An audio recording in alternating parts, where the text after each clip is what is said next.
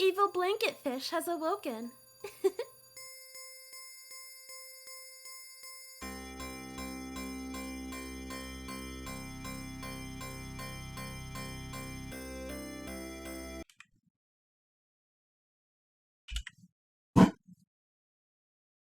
Okay.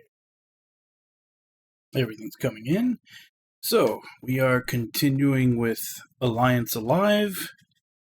We left off yesterday. We had just finished destroying the Ether Gear in the Snow Realm. And then we went to the... I believe it's called the Ancient Forest. And because I killed the Dryad, like way back in the beginning of the game, everything there was hostile, and we ended up murdering them all. Though they did give really good stat gains and had some pretty good drops, but yeah, we just committed a, Dryad genocide.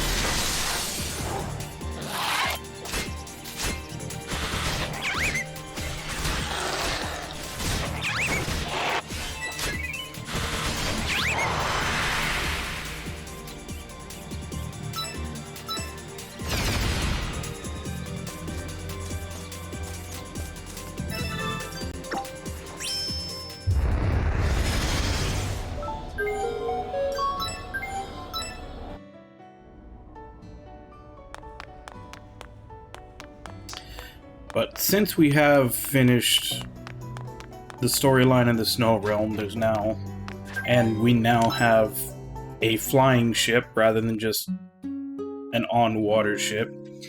That, of course, opens up new side quests that we gotta do.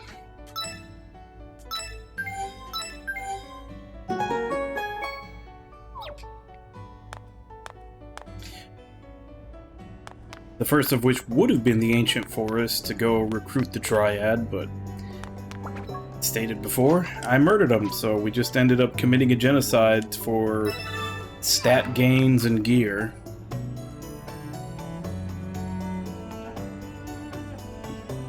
Camera looks slightly off.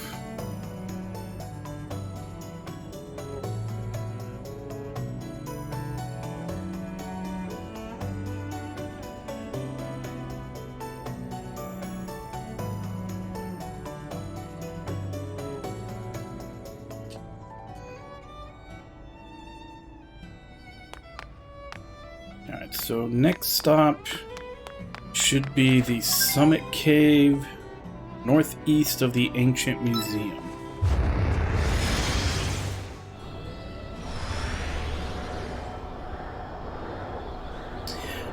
Also want to see if I can now take on the level 3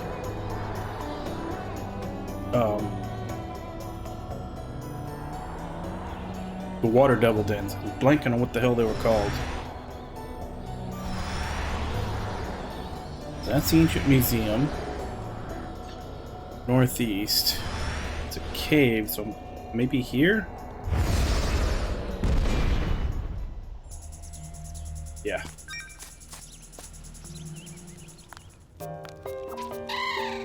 Ah, the scent of grilled meat. This pleases me.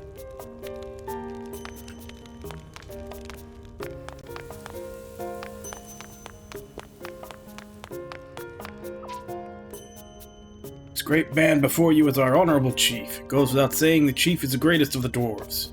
Woe to any fool who should dare oppose him. Chief's orders are absolute, but if you can somehow figure out the answers to his puzzling riddles, then he'll grant you any wish you have. Hordes of dwarves from villages all over the world come here every day, hoping that he'll grant their request. Join you in a guild? Get what that's all about, but if you somehow have the strength of mind to solve my riddles, my glorious self would join your little guild. I, the Right Honorable Chief, grant you special permission to take on my riddle challenge.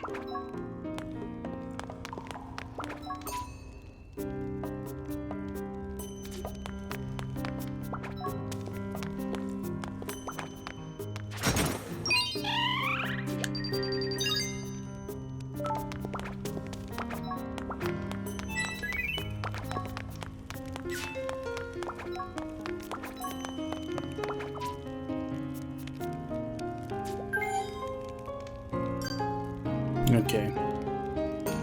So, if need be, I do have the answers listed here.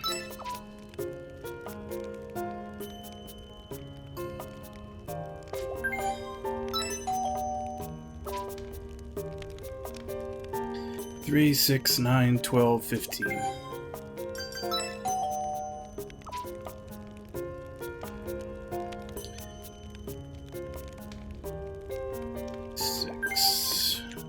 Yeah.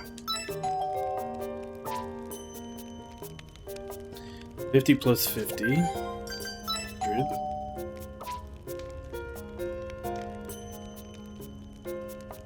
44.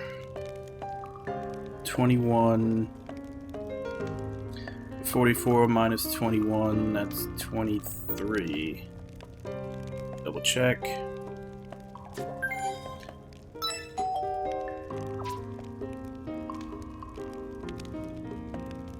Fuck, I don't even want to try to figure that out.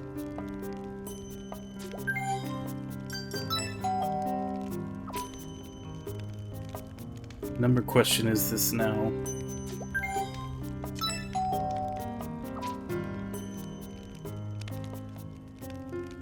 Okay, 2 times 2 is 4, times 2 is 8, times 2 is 16, 32, 64, 128.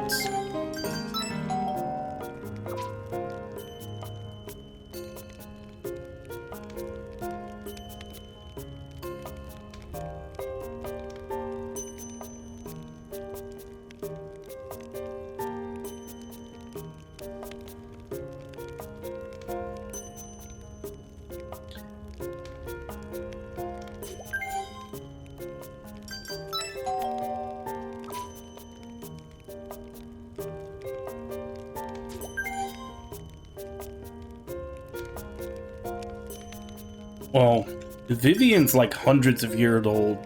Barbarossa's, I think, is in his late 20s or 30s. Renzo's like 19.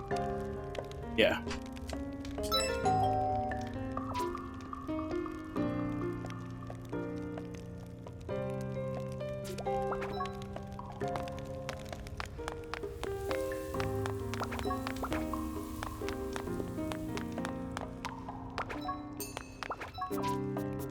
Brilliant, you're amazing. You really did it. Now give me your request already so I can go ahead and do it. You want me to team up and you and join your guild? Okay, I'll do it. Still don't understand what all that is, but yeah, I'll join.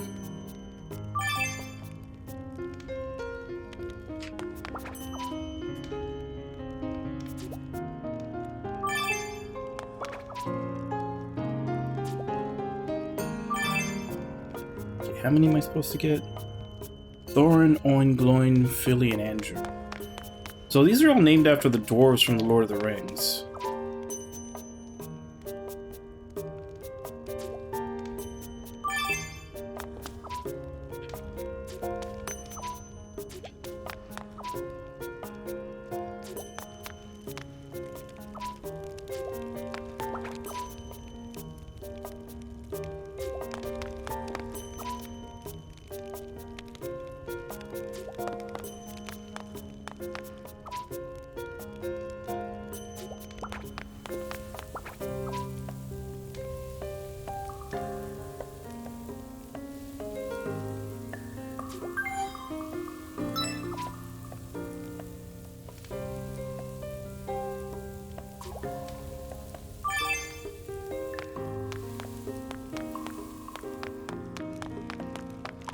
Alright, so we got all the recruits. We're done here.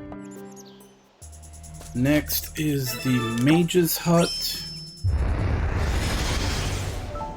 Island east of Ancient Museum, flying required.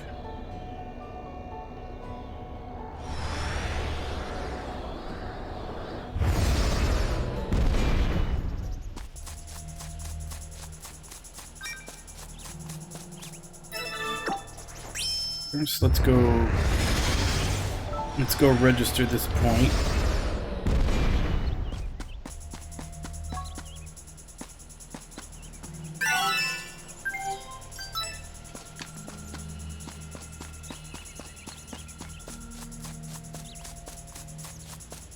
Let's see if there's any Chaosium gems around here.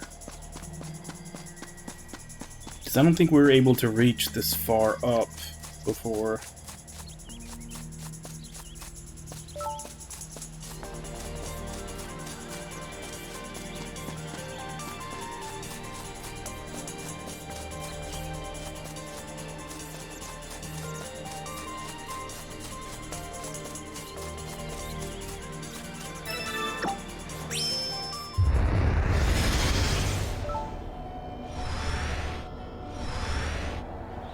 I'm not quite sure if you can actually see Chaosium gems from this high up, or if they're hidden until you get closer to the ground.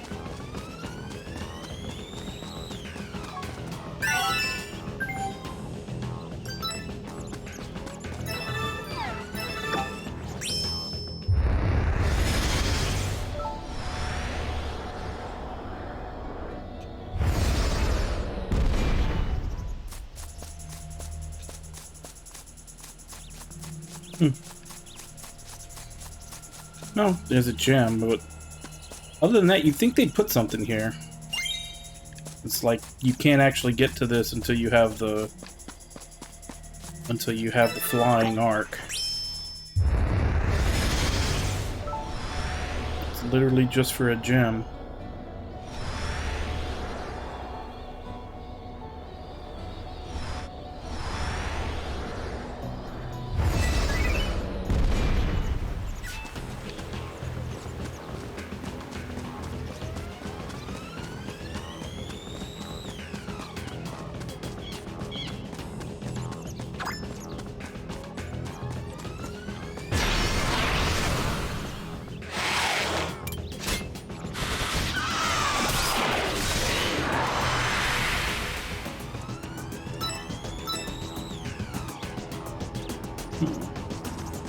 Nothing up here.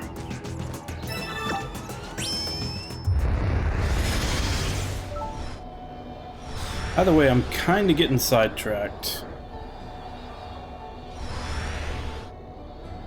Because I was supposed to be going to the mage's hut, and I just saw the placement for a guild off to the side. And then I saw a couple more.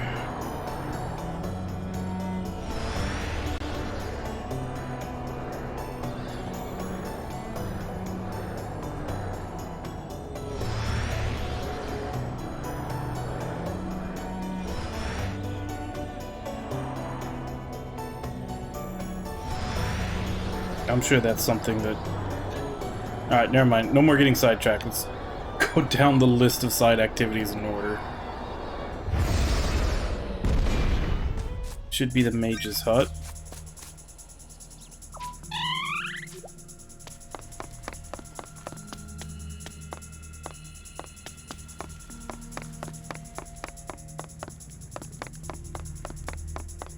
Not hiding anything. Great to see humans and daemons traveling together, but things different in the outside world now.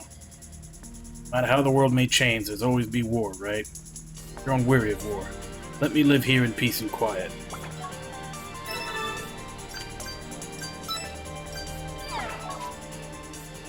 You know I don't hate you. If you'll keep quiet about me, then I'll teach you some wonderful sorcery. What are you asking of these old bones? You think someone who abandoned this world once will just go back to it now? It's not so bad working with you. I might as well get on board. Just take care of me and I'll take care of you.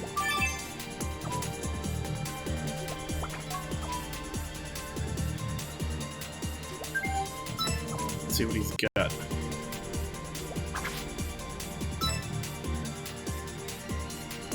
Oh, that's the one that Vivian starts with.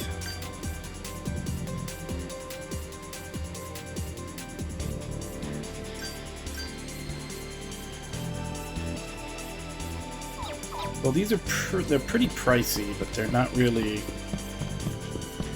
anything I need to immediately pick up.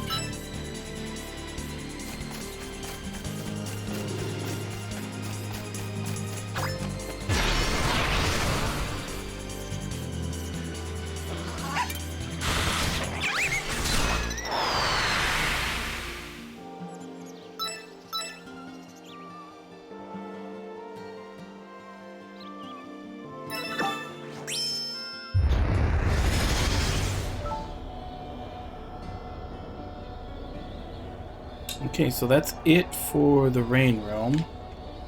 I guess since it's right next door, let's do Cage Realm next. Which is Rotten Catacombs, which is, I'm guessing, that right here.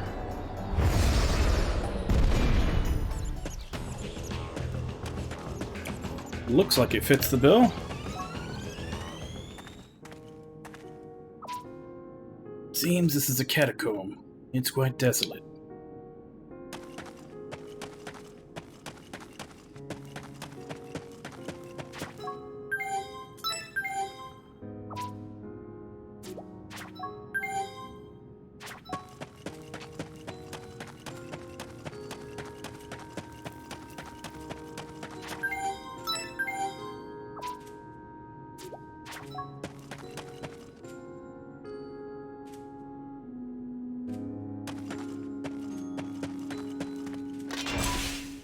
Welcome.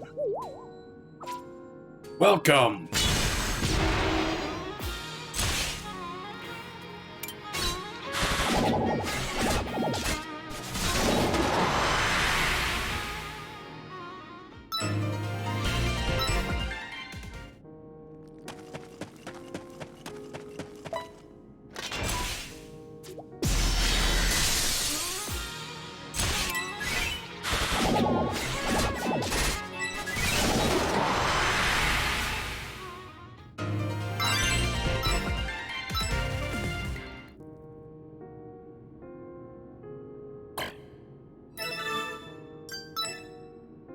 Hi, everybody! Hey, Ragnar, how you doing?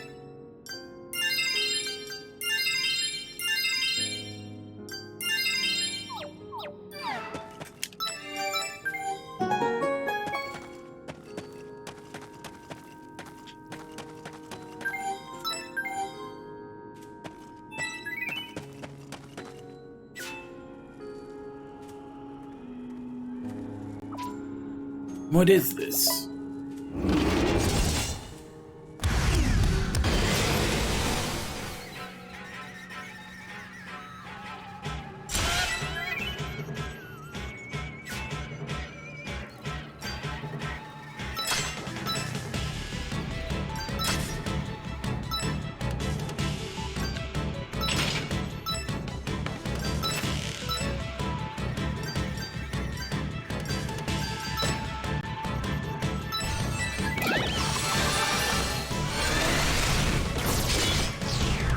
Yeah, it's one of the optional characters.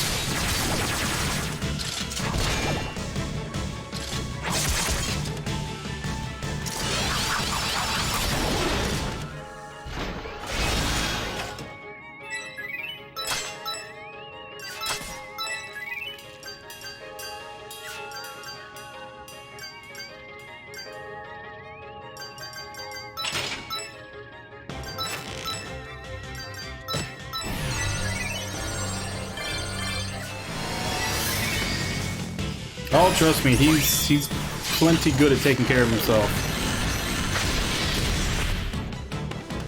With his penguin-style martial arts.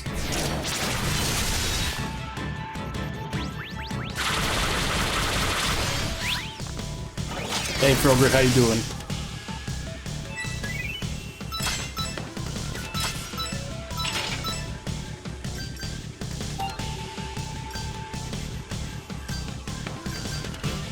Okay, so that's her new biggest damage attack, so I need to seal that one afterwards.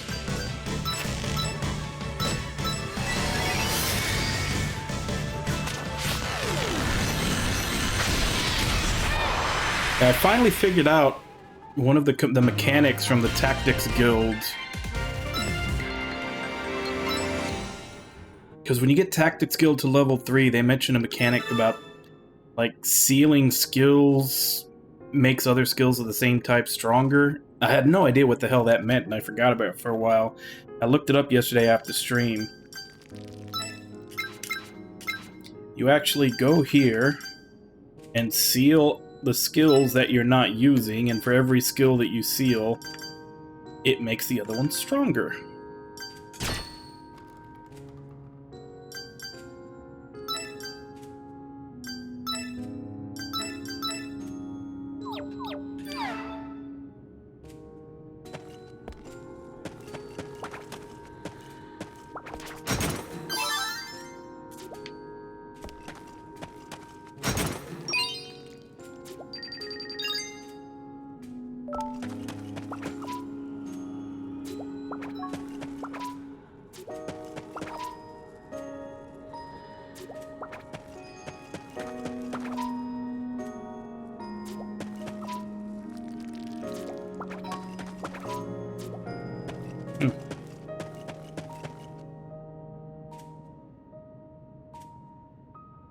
Well, it says that's all there is to do here, so let's go.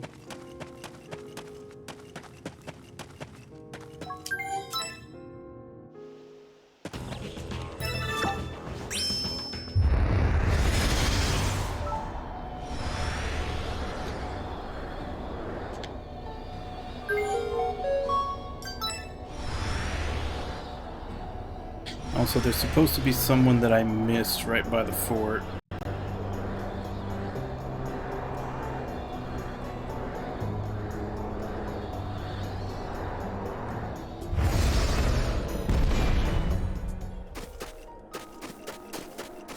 Because right before we got to the boat, there was a guy laying there.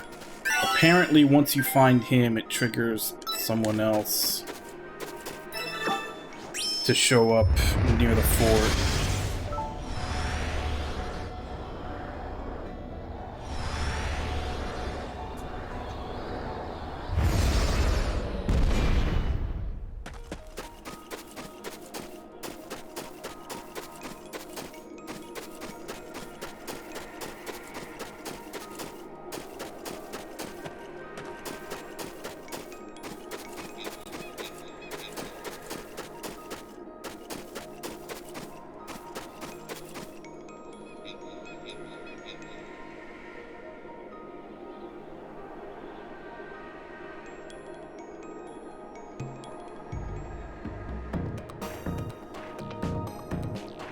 Just north of the fort after recruiting Duroc.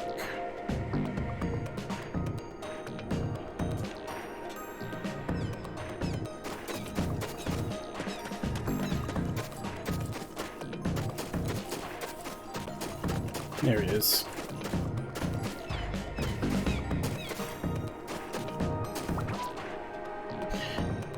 Why do things gotta end up like this? That damn Rouge. You guys are part of the enemy forces, so I guess this means our side lost. I've accepted my fate. At this point, there's no hope for me. Duroc, my subordinate Duroc joined you guys? So he's safe, that's great. In that case, I'll surrender and you guys can decide what to do with me.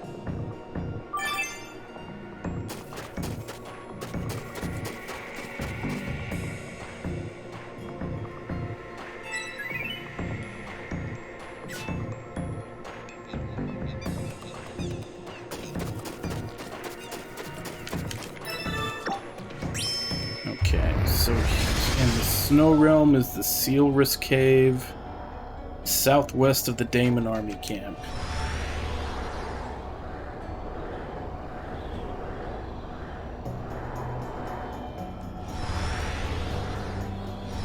This?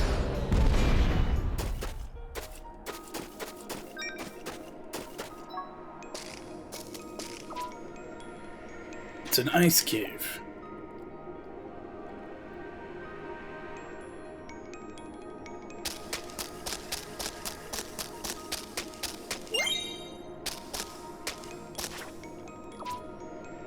Oh. Ooh.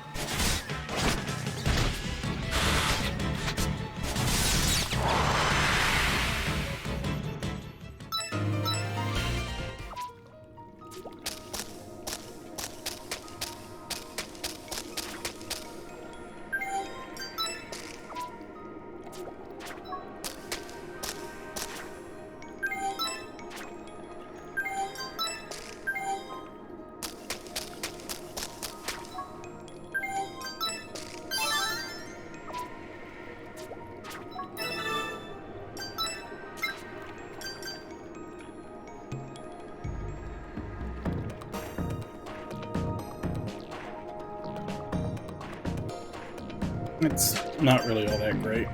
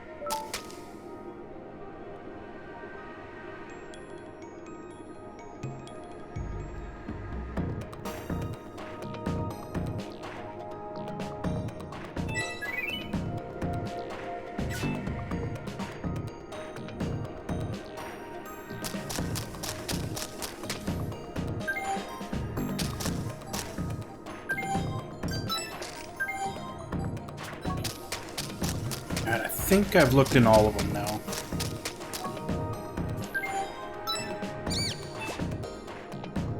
Is it possible that this is...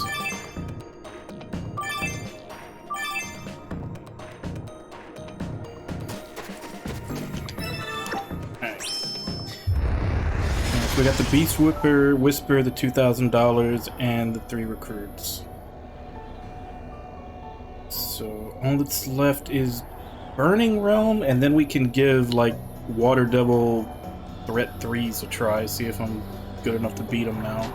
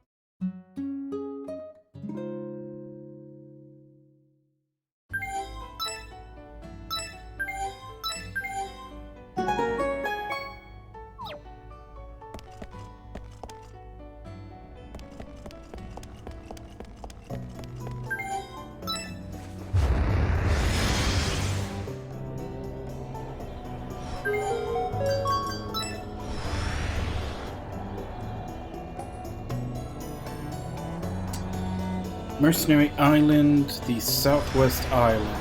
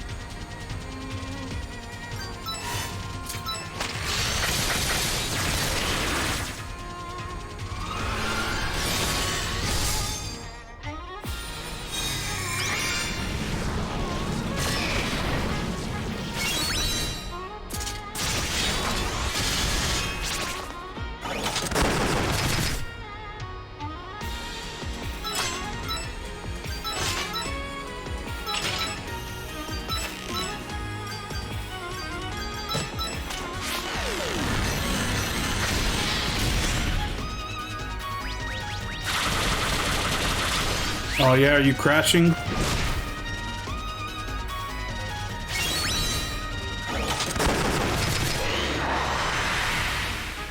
Is all the tiredness catching up with you at once?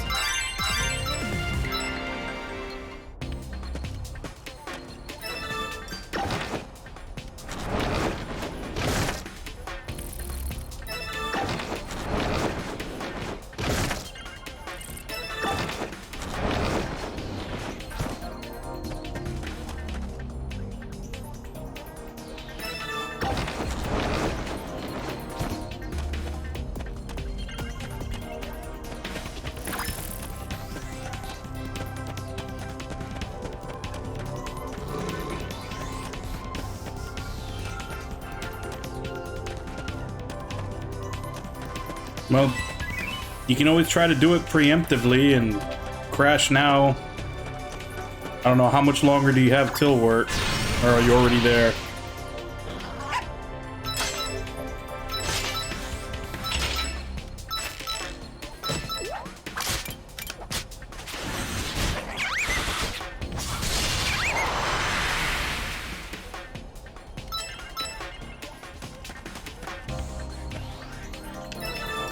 And honestly, that usually is the way it goes. Like when you're foregoing sleep, you're usually okay until you do something that's boring, or like you're at some place that you don't want to be.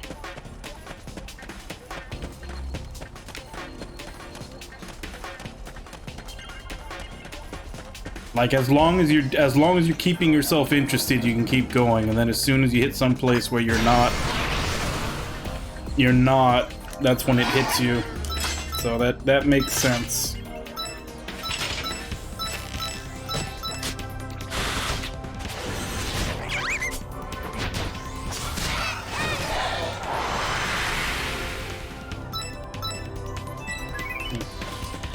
I really don't know what the point of this island is, other than just to have that one spot to build a guild.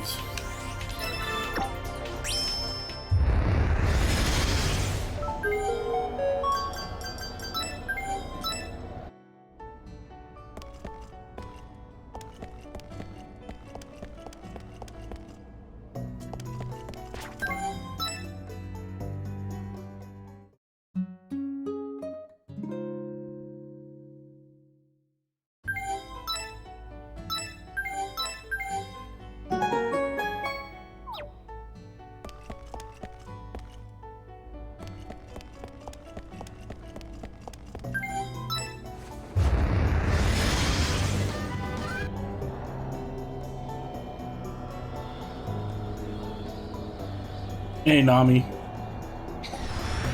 Well, I mean, it happens.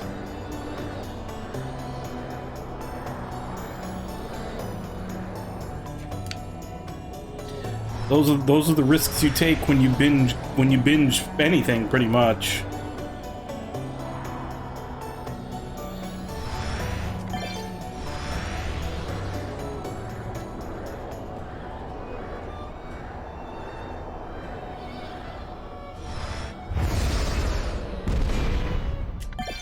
Oh, there's the cave. People actually live here? I sent some people back there.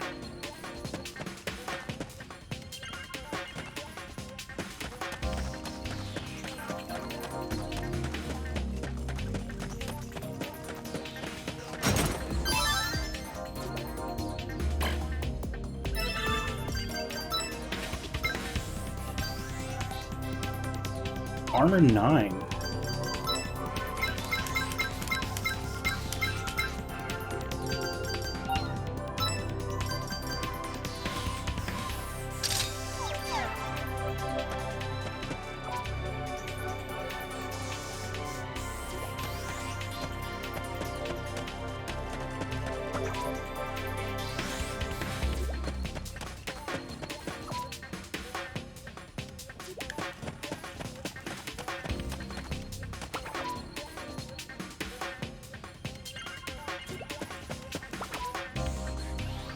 We are the Baron Mercenary Force. I am the leader, Captain Baron.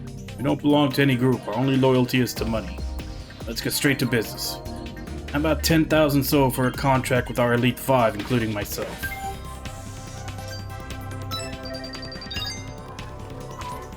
Great, we have an agreement. We'll be sure to be worth the amount you paid.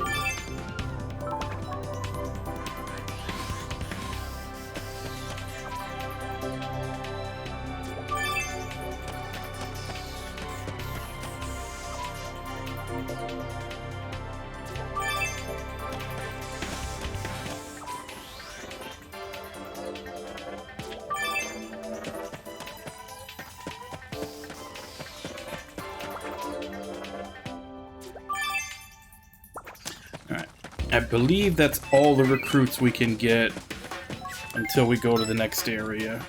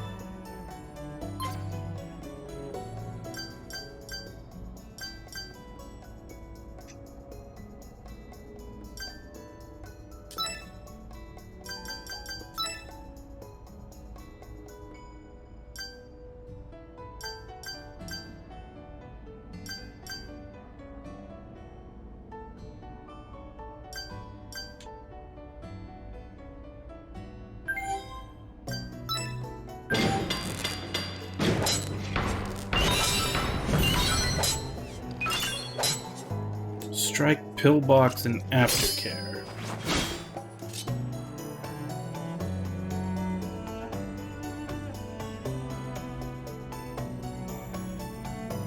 Well, go for it. Hope it helps you out. They do say that like a 20-minute nap is like the most beneficial, so hopefully that's all you need.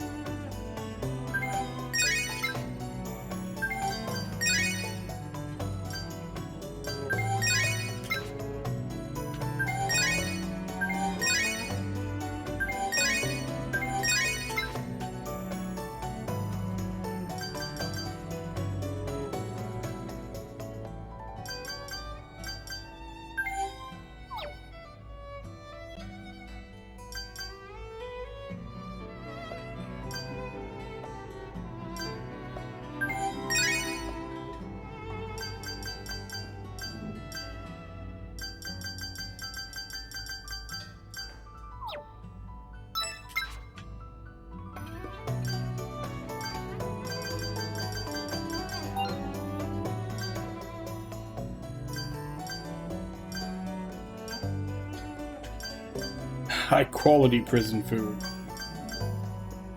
I didn't realize consumables could be high quality.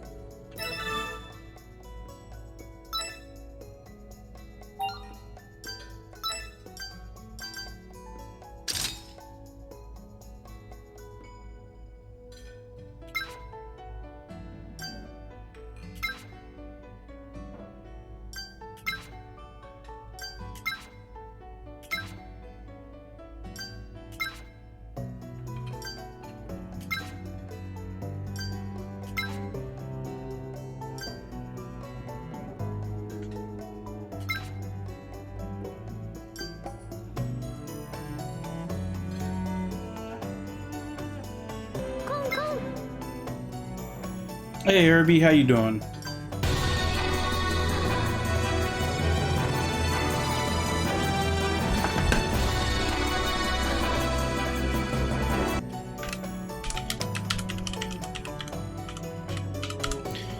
Hey, Baki-san, how you doing? So, how far into Persona 4 did you make it? Yeah, no, I'm typing out the shout out right when I hear it come in. I'm guessing you probably finished right after the beauty pageant, right?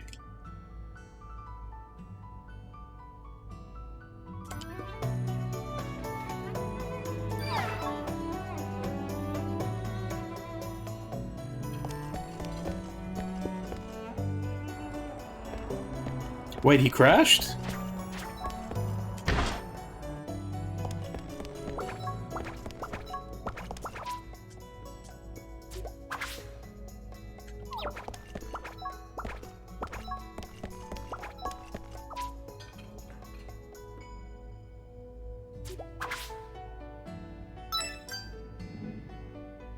Ooh, that's expensive. Hey, Invalid, how you doing?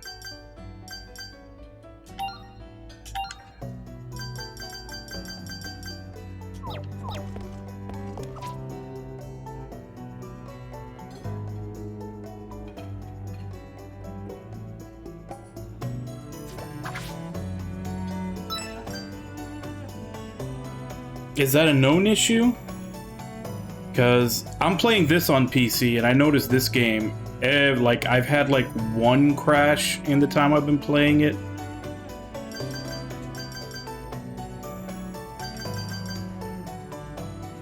Mostly this one just has little audio bugs here and there that I've noticed. But PC ports are always kind of a gamble. 37. How much is the one that I have? That would actually be a stronger one. Yeah, let's develop that.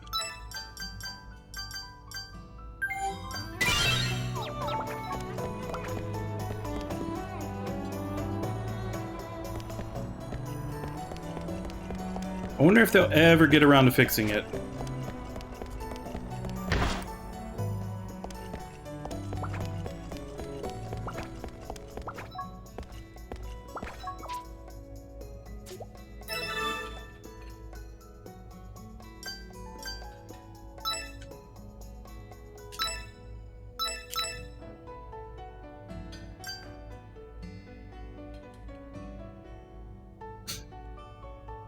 Okay, so... looks like these are more powerful, but they guarantee that you go last. Yeah. And they haven't had too many PC ports, so they don't really have enough to try to figure a track record of if they're gonna fix stuff or not.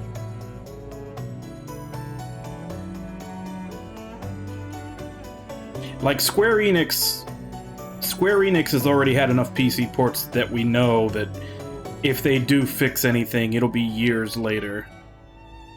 But not too many with Atlas to where we know how they're going to handle them in general. Oh, did it? I never played the Vita version.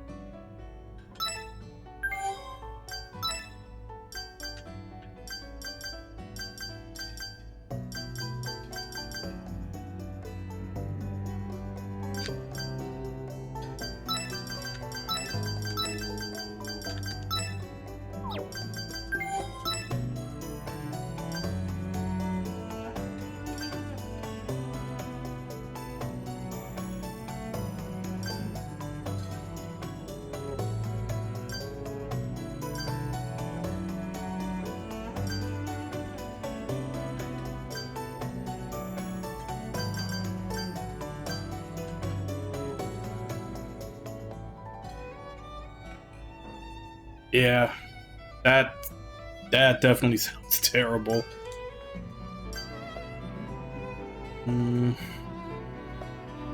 Yeah, I'll leave this one at the default.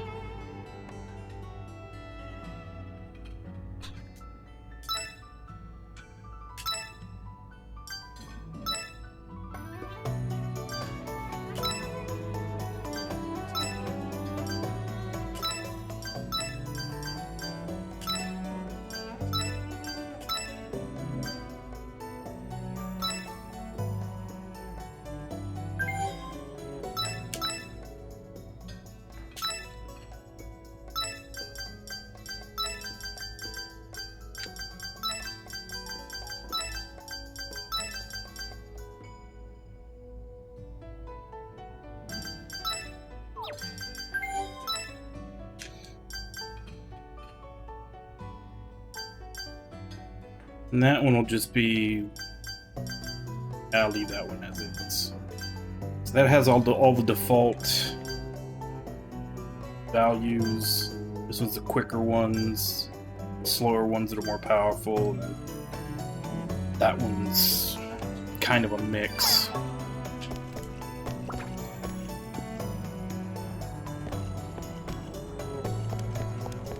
Alright, let's go challenge the level 3 water devil dens and see if we're strong enough to beat the bosses now.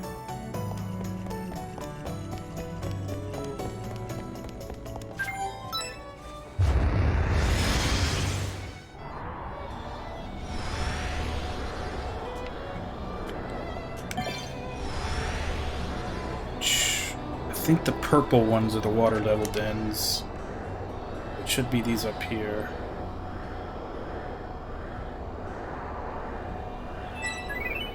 That's a 3.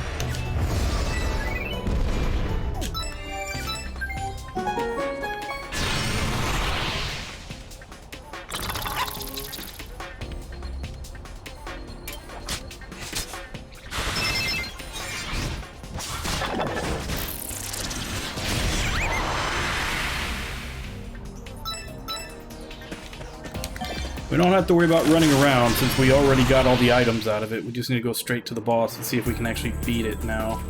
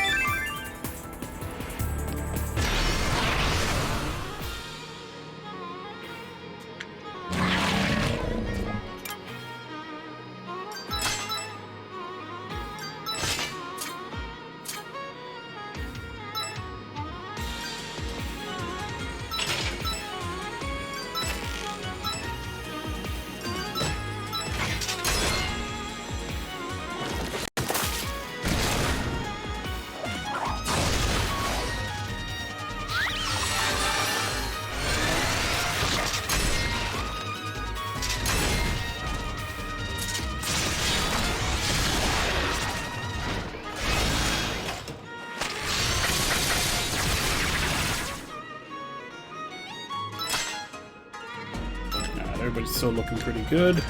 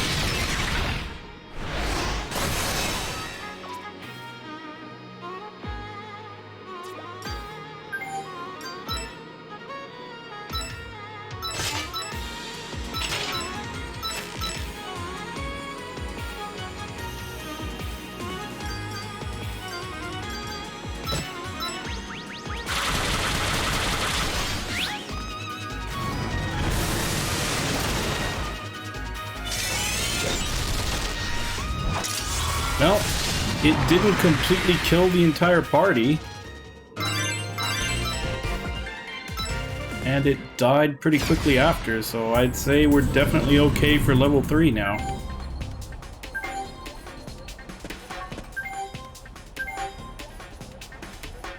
I don't think I have any guild masters to place anything here. I do, I have one.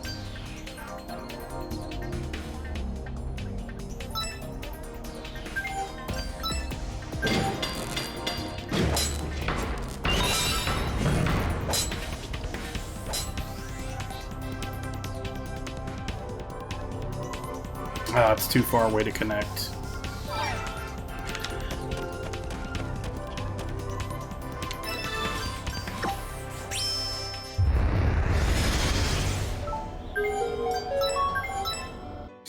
But we can take down the watered down level 3 bosses, so that means we got 2 more of those to do.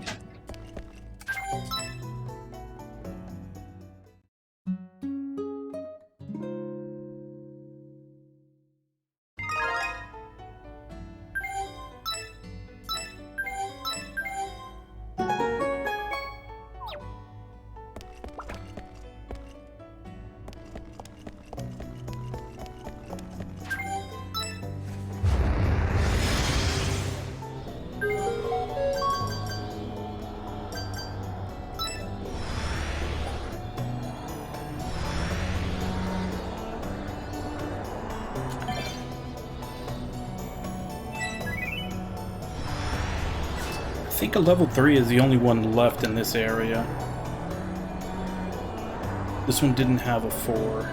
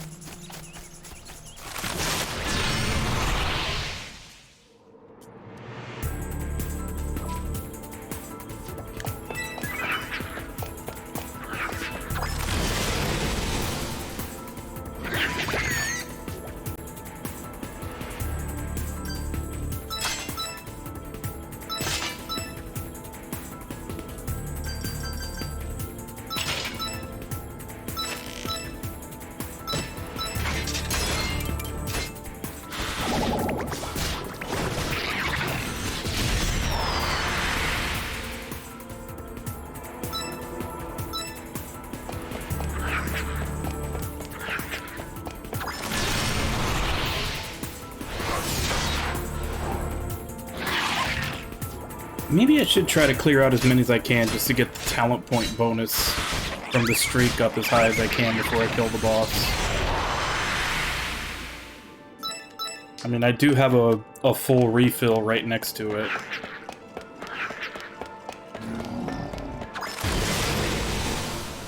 Since everything you fight in here counts as a chain.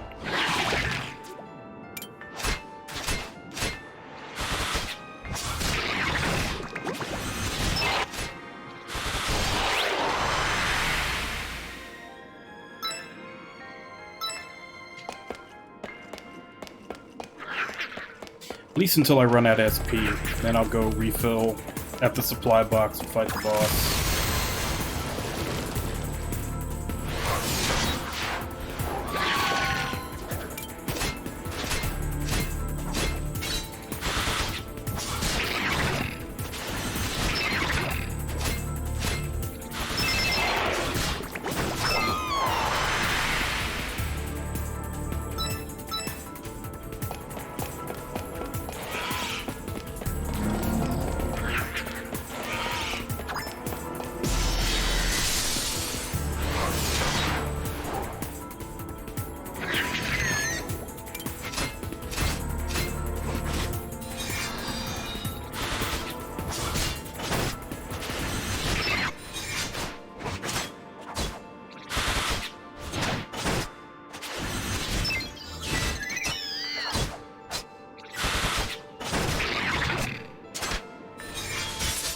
Hey, Jigs.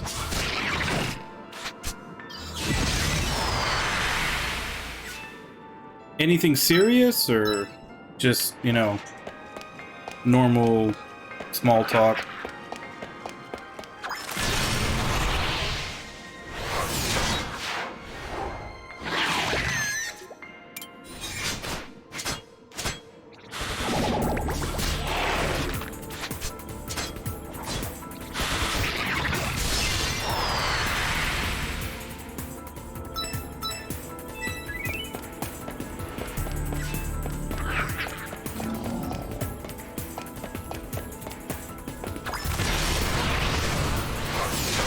Yeah, obviously because you weren't listening.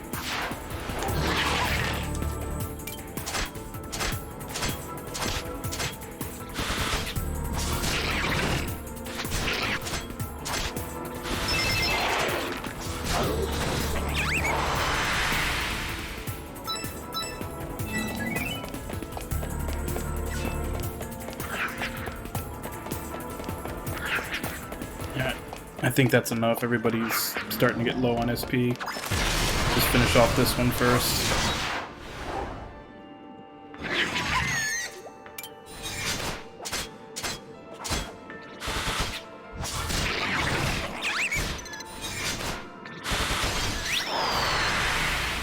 Although, given the fact that she does stop to ask if you're listening or not, that makes it sound like you have a habit of not listening.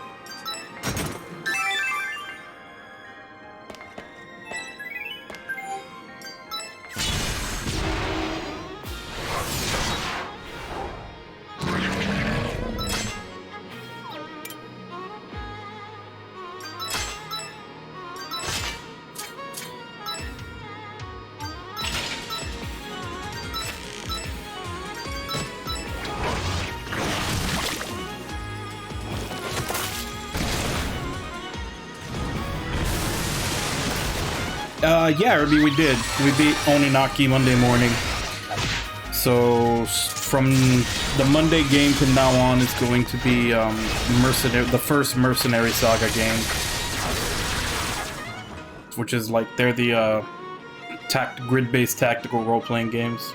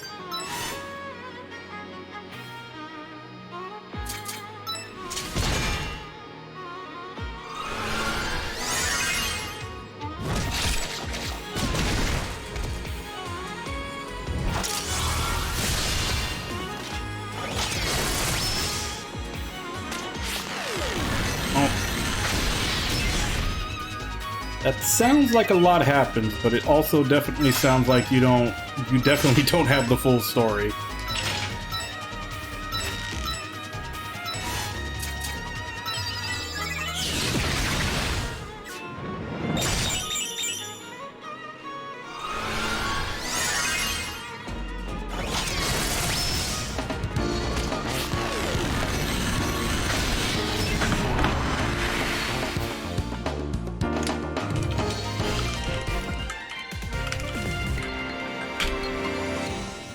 Hey Lost, how you doing?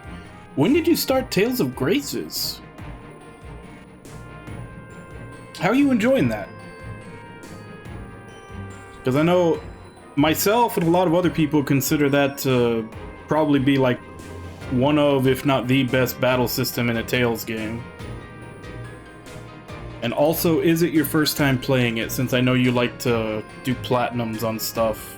Is it your first time, or are you going back to it?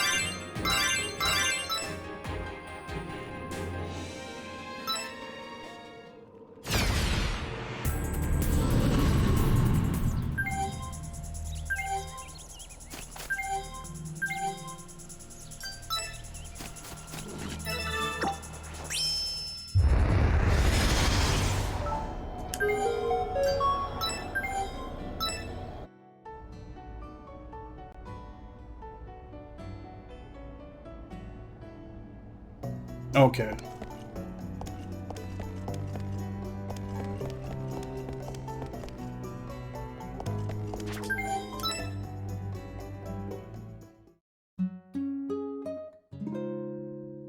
Yeah, I wasn't too crazy about, like, the plot lines and the characters I wasn't too crazy about. I remember I was actually thinking about like stopping it, or at the very least skipping all the cutscenes until Pascal showed up. Which Pascal is almost like a proto version of Magilou. But the combat system is definitely really good, and it opens up more and more as you go through.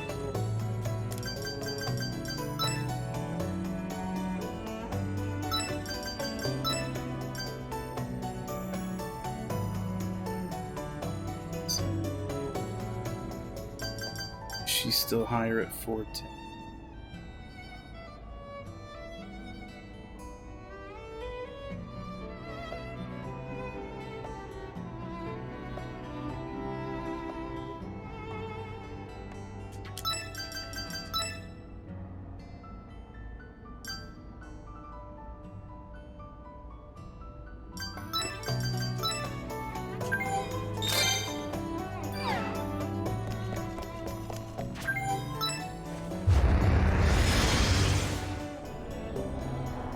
Well, that's just it. Like it was more so that the rest of the party was kind of bland until she showed up.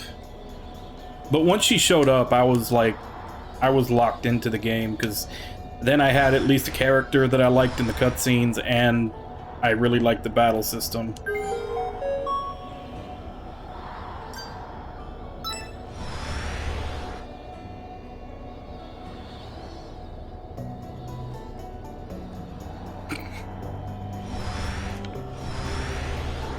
How far have you gotten into it before? Because I want to say something, but I don't want to spoil it.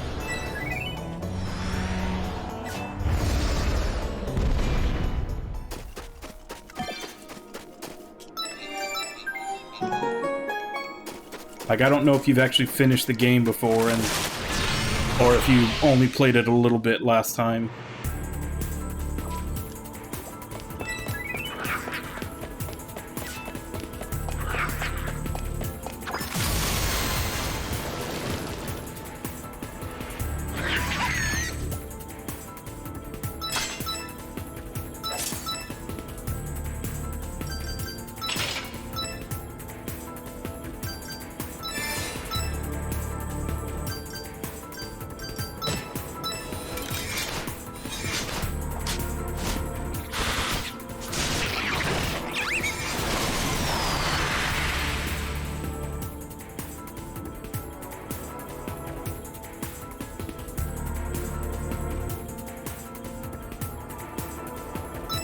Yeah, it does. It has some extra stuff after you beat the game. So the first time you played it, was that Grace's or Grace's F? Like, did you play... Like, was the one that you played before, was that Grace's? Which I guess was the... I guess it was a Wii version?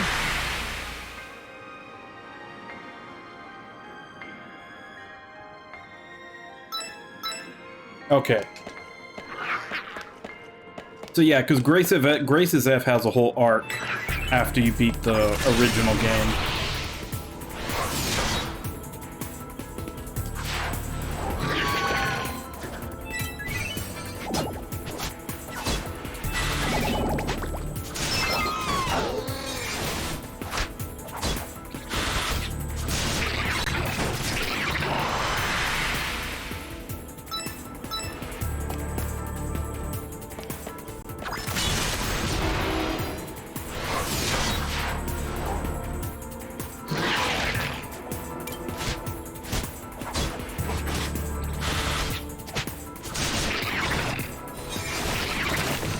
Yeah, I kind of remember them.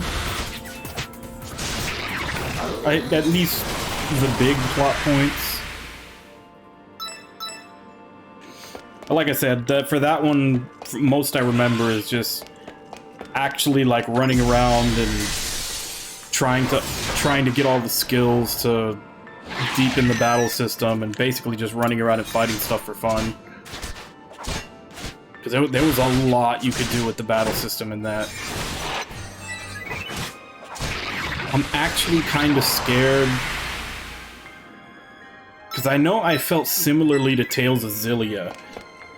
But since I just recently played Tales of Xillia 2, it felt very archaic compared to the newer games. So for as much as I like Tales of Grace's F, I'm worried it might be the same case if I tried to touch it again now.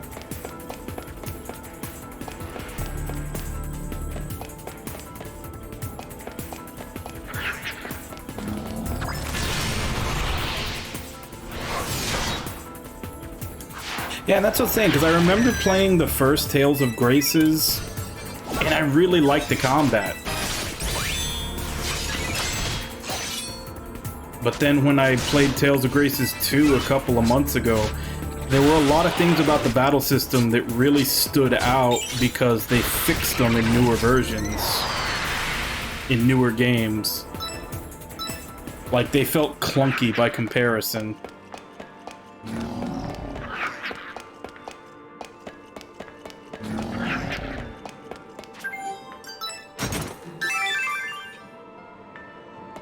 Alright, let's beat the boss.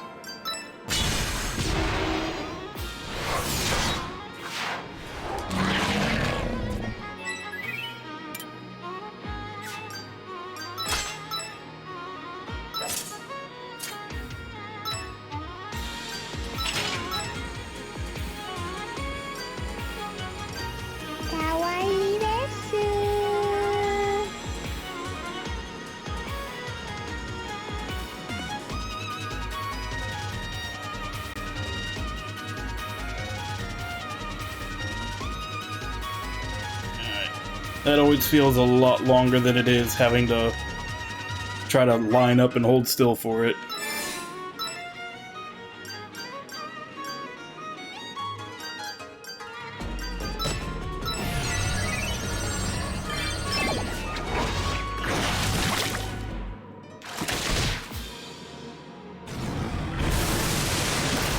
Really? Opening move, he uses Maelstrom. You bastard.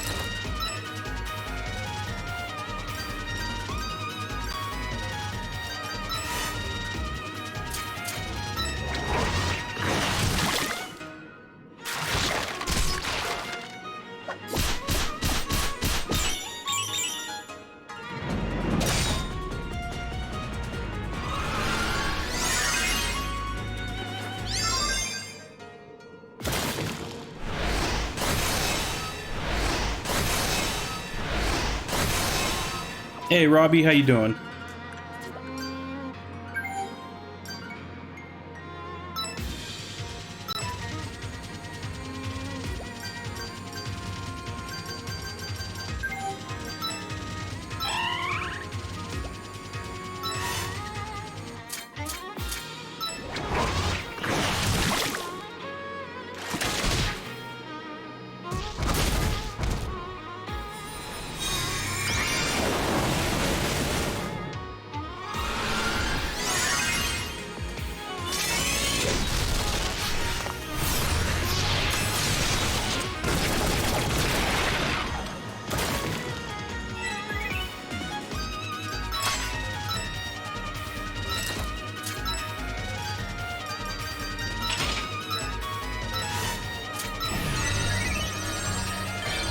Oh crap, did I just heal her twice? I did.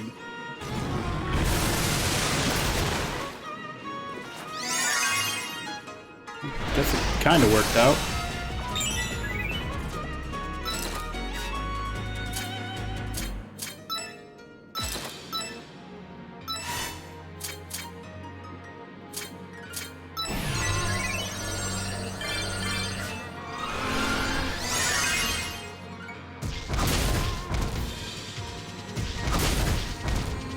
Hey, lay off.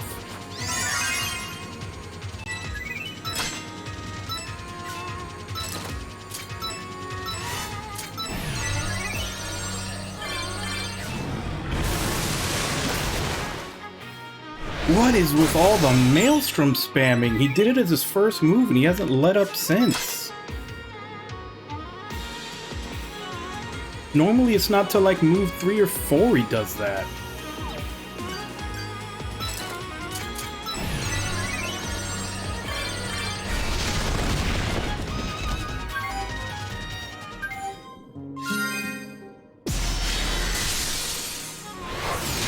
Can I get less bullshit in this fight?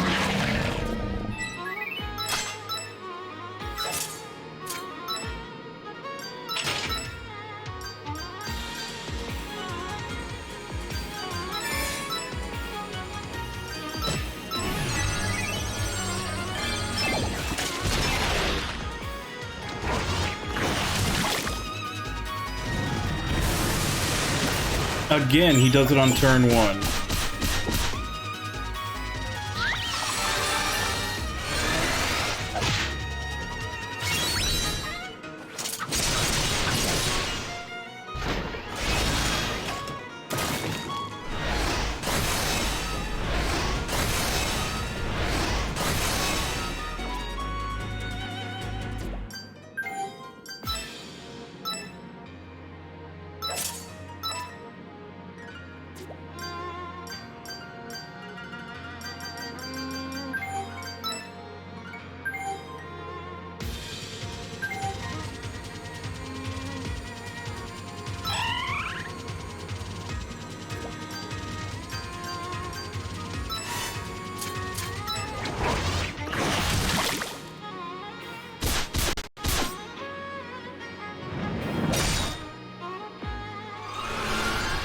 Oh, how far into Stranger Things are you, Robbie?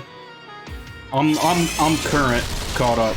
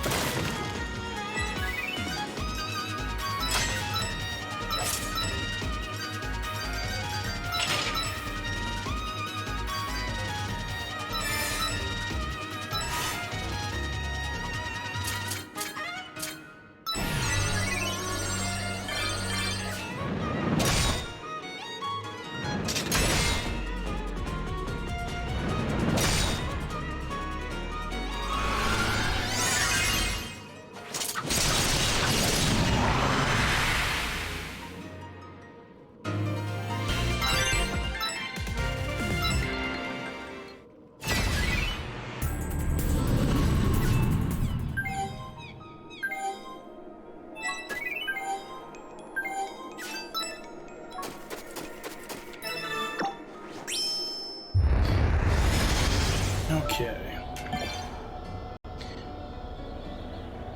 So all that's left are the rank 4s. So there's one in the top right and one in the bottom left. I can test my luck and see if I'm strong enough to beat a level 4 den, but bad RNG can even screw me over in at 3.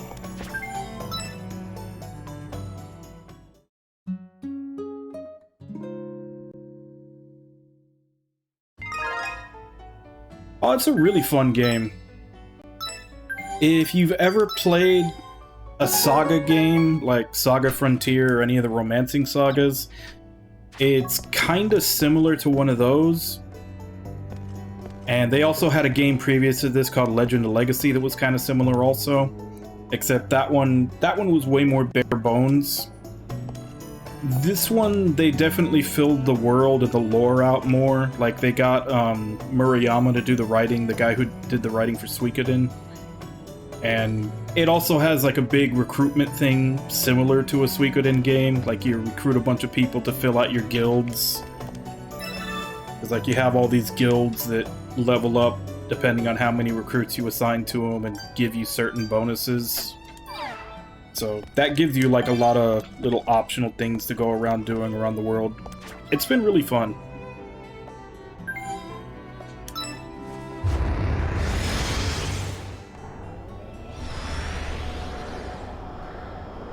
Alright. So I guess I'll attempt a level 4. Just to see if I can do it. And if not, we'll go to the next realm and continue the storyline. But I'm not entirely optimistic about this, considering that last level 3 actually gave me trouble.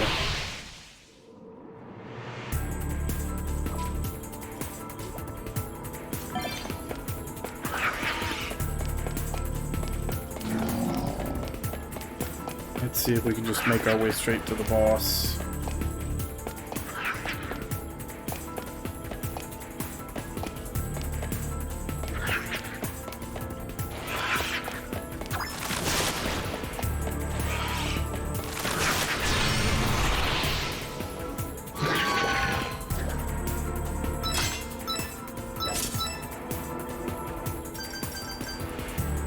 Oh crap, I should have gone to go see if I could...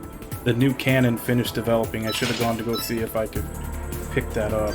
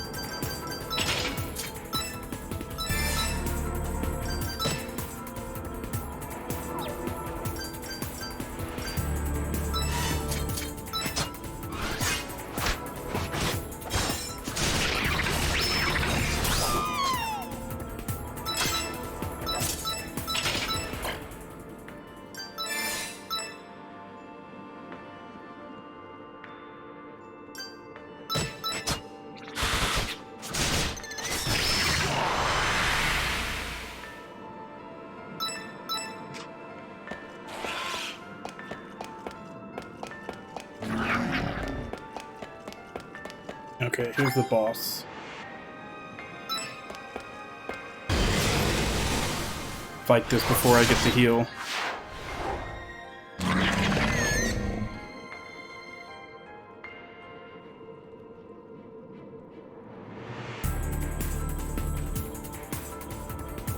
Yeah, it's really good. A lot of people have, I've heard a lot of people say that Season 4 is the best season since the first season.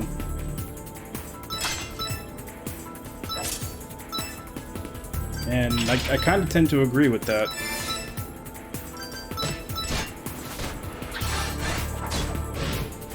Oh yeah, that's been happening lately and I don't know why. Like, I never had a problem with it before, but now it seems to freeze at least once a day.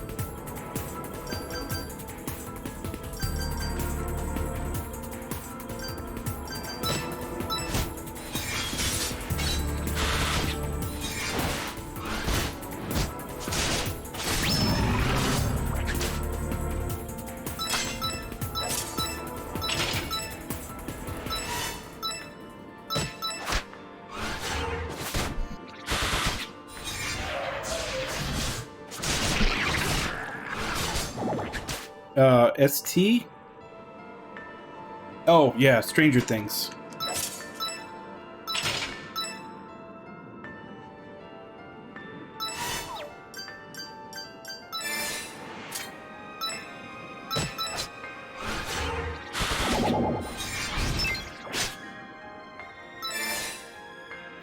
Okay, unfortunately, since I have the speed up, I can't tell which one's doing it, but the one that keeps putting everybody to sleep is really dragging this fight out.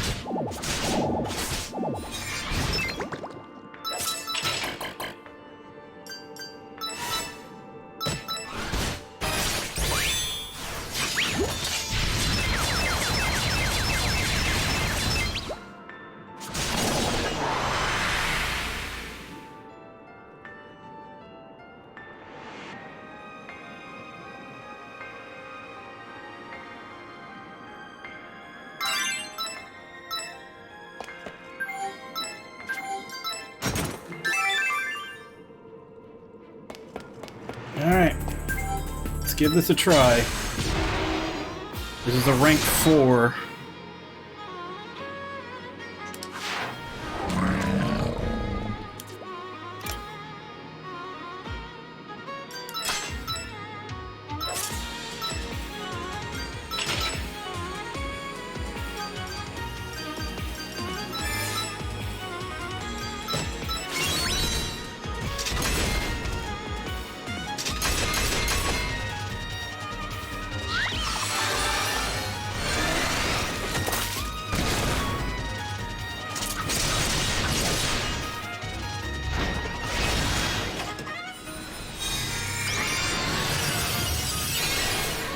Well, so far so good. It didn't use a insta-kill everybody move on the first turn.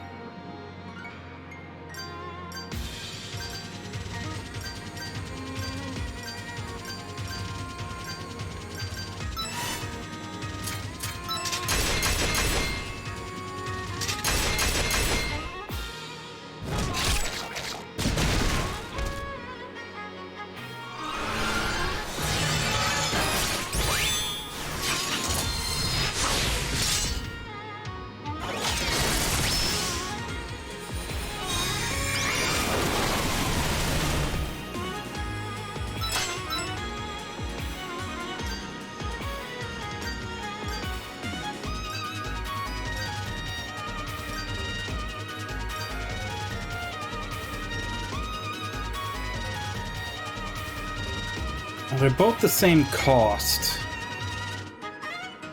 That's 33, hits 3 times with a lower accuracy. This one's 46, hits once with an S accuracy. It's also got a slightly higher attack position level. Yeah, I guess we'll use this one.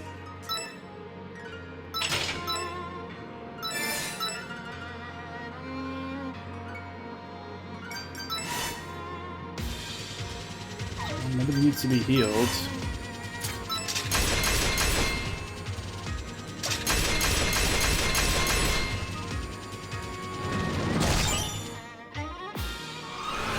Yeah, it's a pretty good battle theme.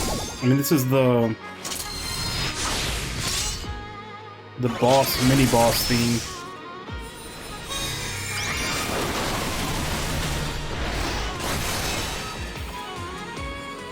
Though this game isn't 70 hours, it's probably closer to like 30.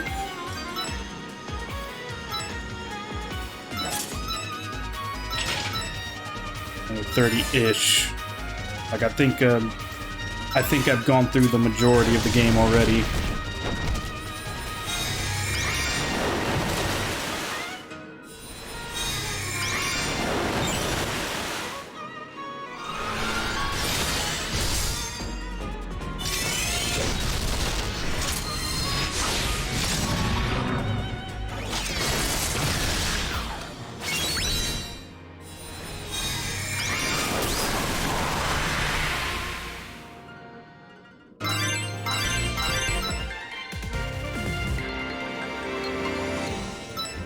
That actually felt easier than the rank 3.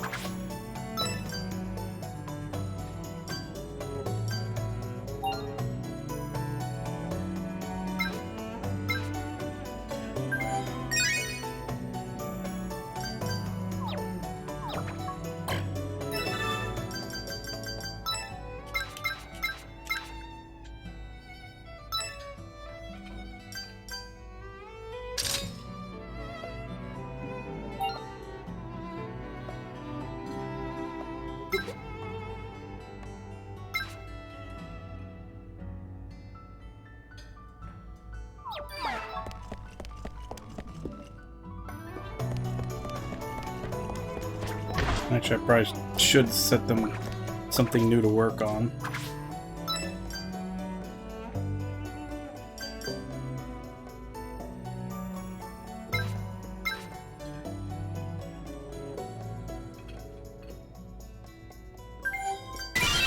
Sure, why not?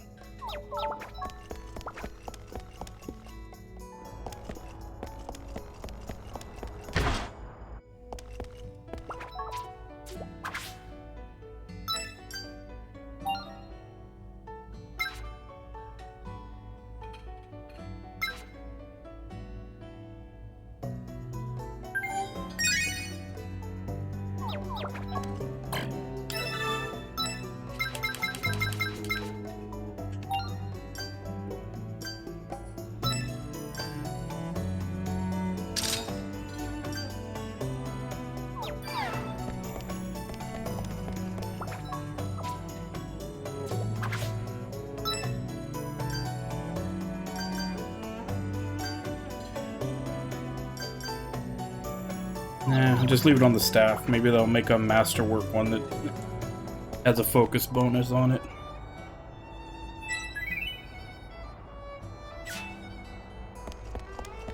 Hey, Renji, how you doing? I didn't see what popped up. I assume that's what you mean by speaking of 70-hour games.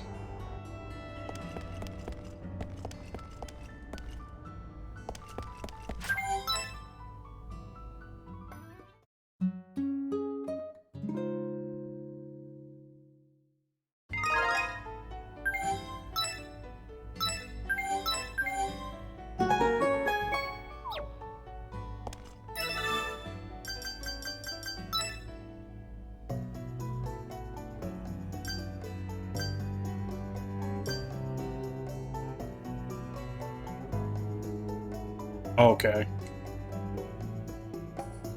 Yeah, those are all more 100+ hour games.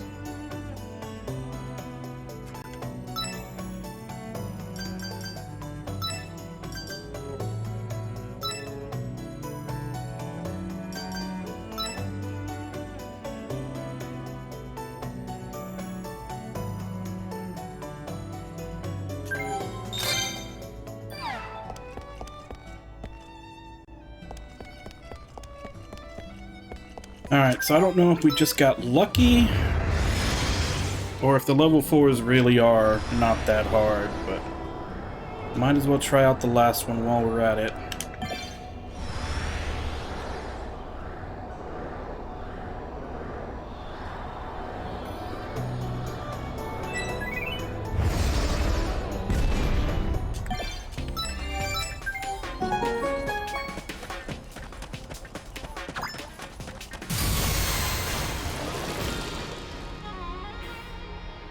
Alright, see you in a bit, Nami.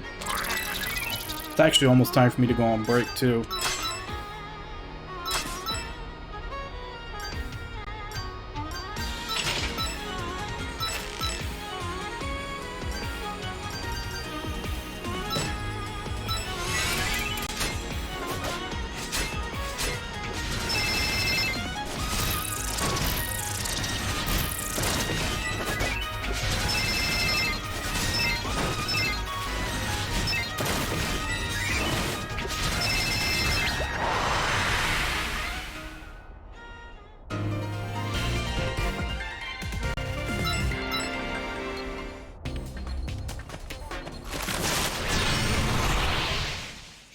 Ragna, are you actually going to sit there and tell me that you didn't listen to all 50 characters agree with Reen every time he made a speech?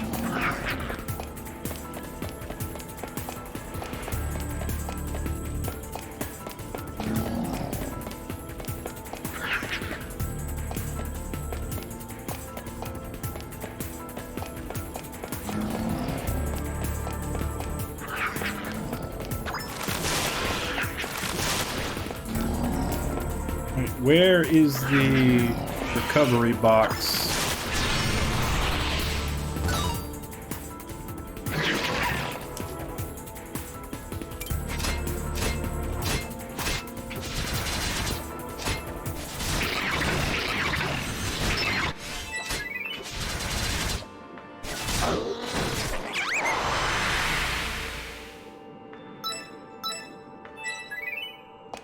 There's supposed to be a box to recover right next to the boss.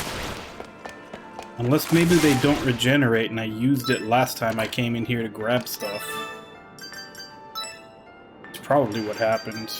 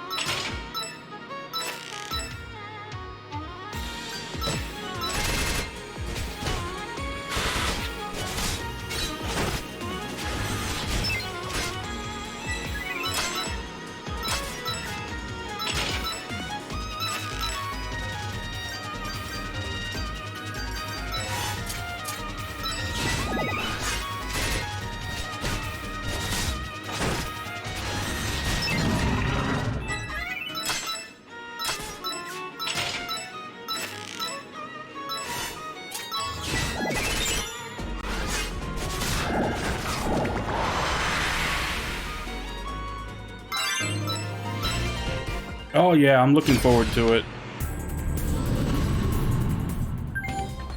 Oh. That was the boss? Why the hell are the level 4s so much easier than the level 3s? And he did have a recovery box. It was just being blocked by his model.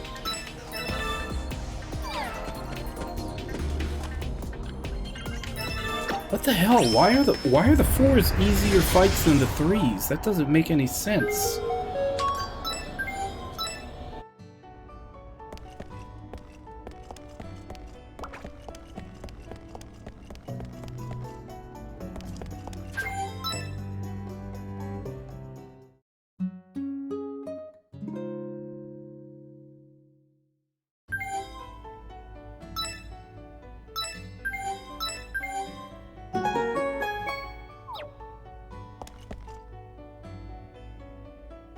I mean, I don't know how much they're going to be tied together, especially since most people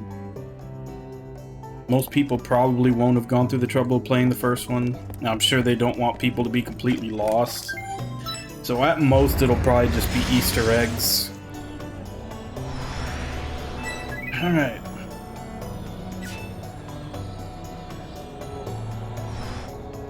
I do believe that's all I can do right now.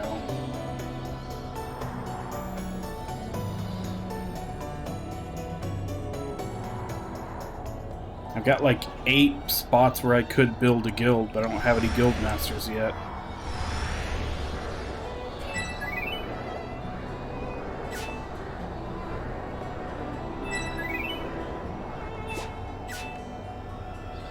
Ah, is this our destination?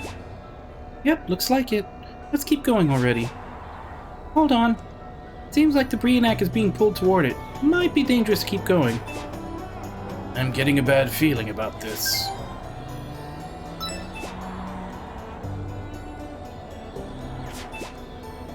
Hey, don't trick us by saying stuff like that, you wannabe Damon. The best strategy is always anticipate the worst case scenario, Rachel. Alright.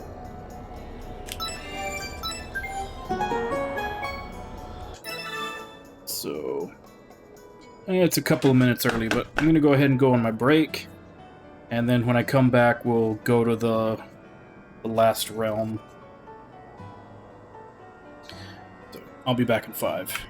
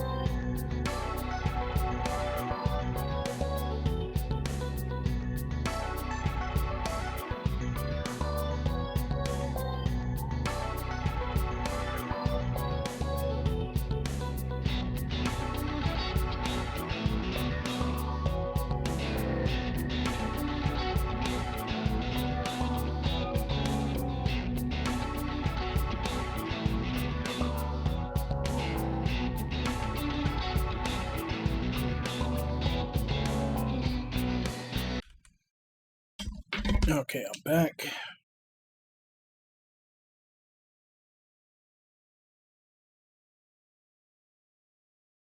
I'm guessing all the ones that you're counting on that hand are from Square Enix.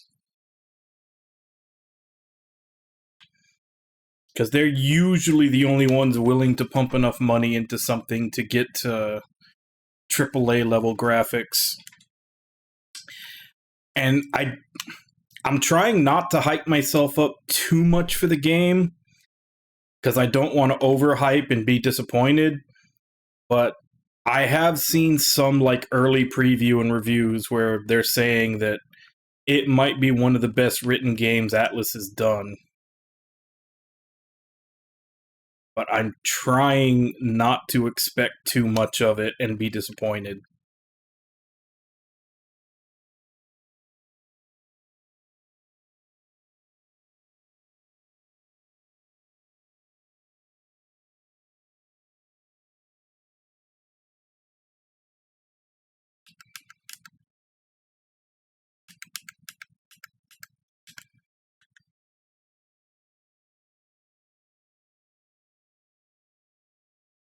Okay, so she does have more than 12. So I can finally head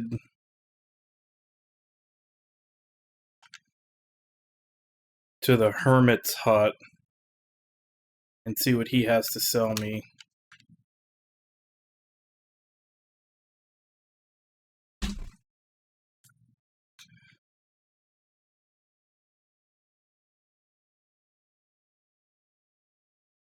Where the hell was the Hermit's hut?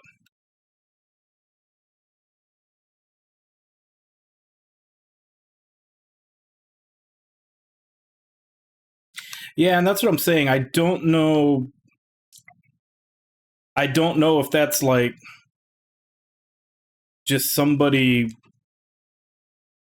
I'm hoping that it's not somebody that's like overhyping it or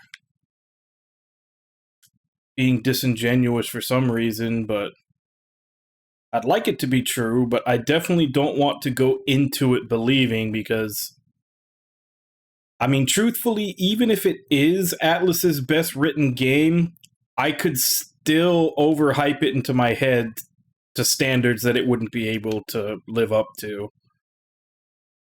So I'm trying not to do that.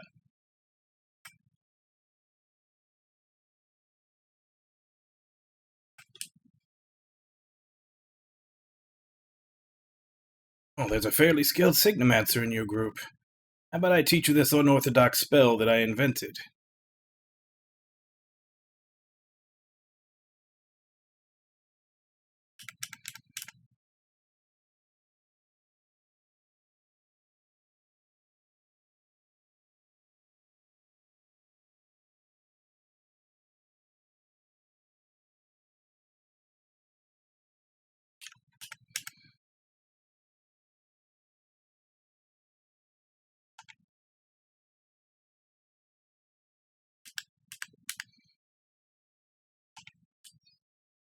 Damn. Can't afford to get both of them the good one.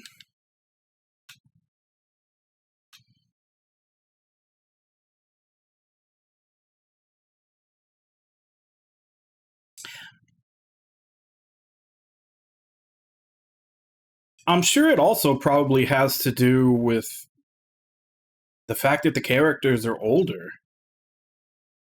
I mean, they've spent so much time just writing stories for high school kids.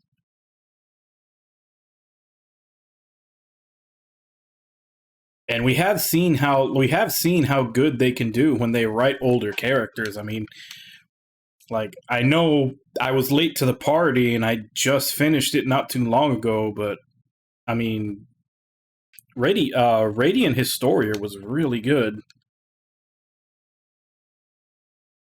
Did I kill this thing, or was I not able to? I just remembered. I don't think I ever killed... No, that's... wrong place. It was the lava pit, not the lava cave. Yeah, I don't think I ever beat that boss in the lava pit.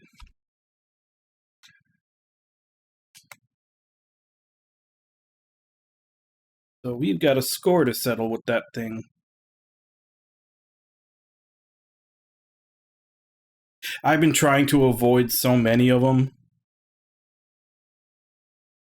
They've definitely been pushing those promos out. I watched like maybe the first 2 or 3, and then I just stopped watching. I don't want to see too much of this before I play it.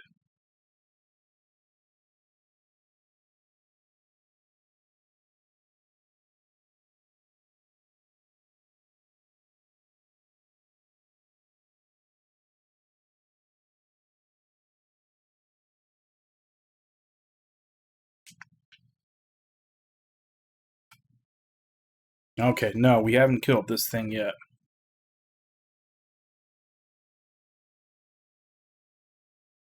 Alright, let's do it.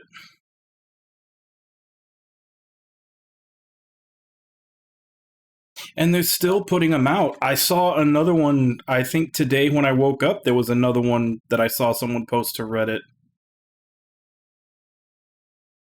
Like, I'm glad that they're confident in the game, but I really hope, I'm really worried that they're showing off too much of it.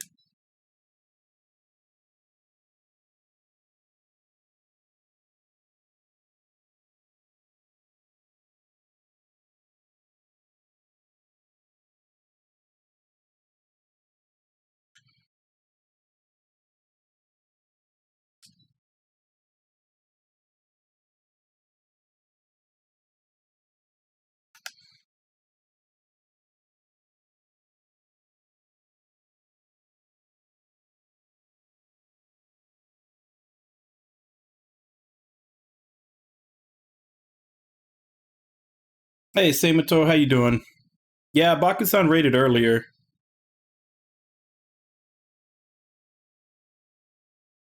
He didn't say anything, though, so I think he had to, like, immediately leave. I forgot to turn the game music back on.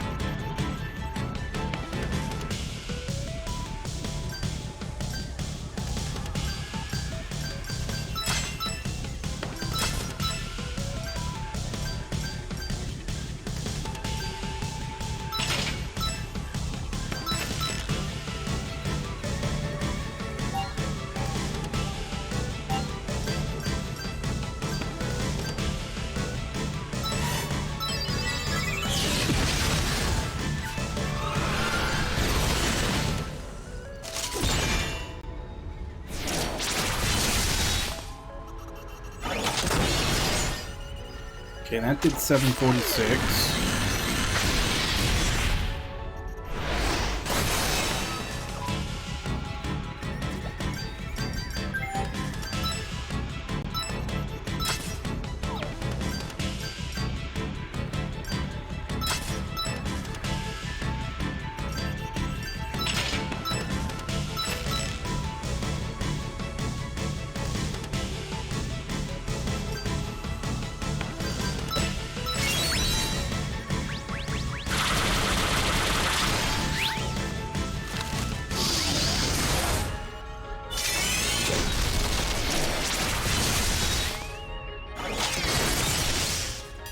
Okay, Anti-Proteus still does more.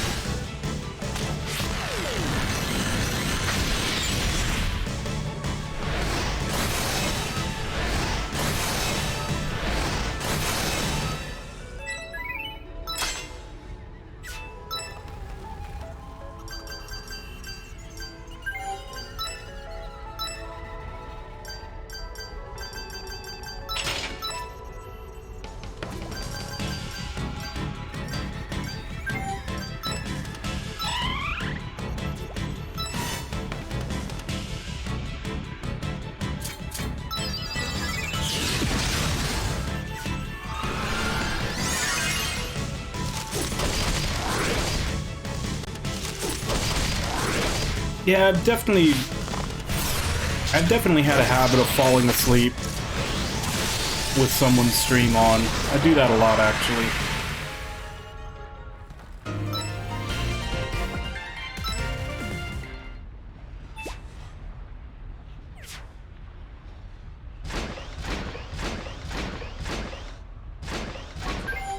Alright, so that's done. Finally got my revenge on that thing.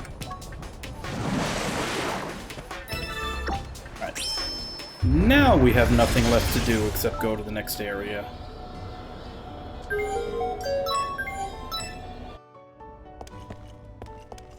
Yeah, I'd completely forgotten about that thing for a while.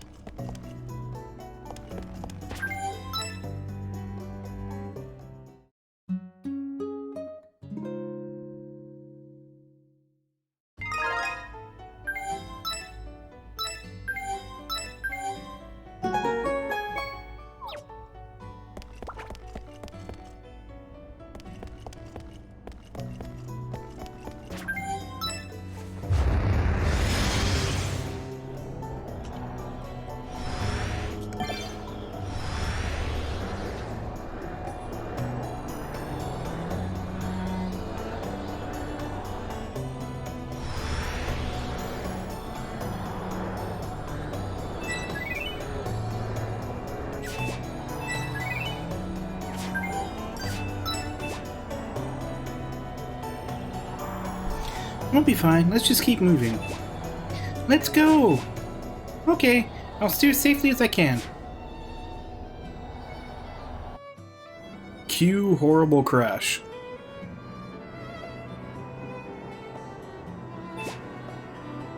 This is a new realm. That island is floating. It's so colorful.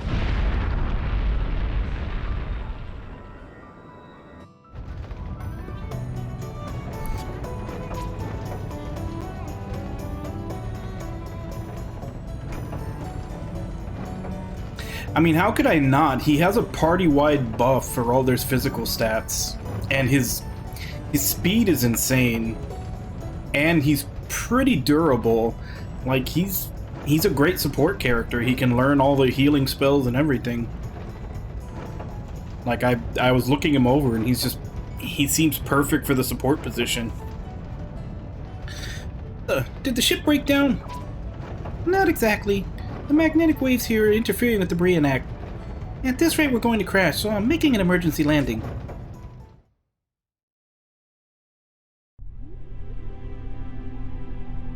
I just have one more optional character to get at some point, because I already have the Penguin and I have the Old Swordsman. Did you return merely to joke with me? If the 5 ether gears in the human world are not maintaining the Great Barrier, this is a serious matter. The Council has entrusted surface matters to me. Do you doubt that? I now have reason to. Where is your loyalty and devotion? My loyalty is not to the Council, much less you personally. It is only the rule of law. Then you're useless to me. You are relieved of your duties.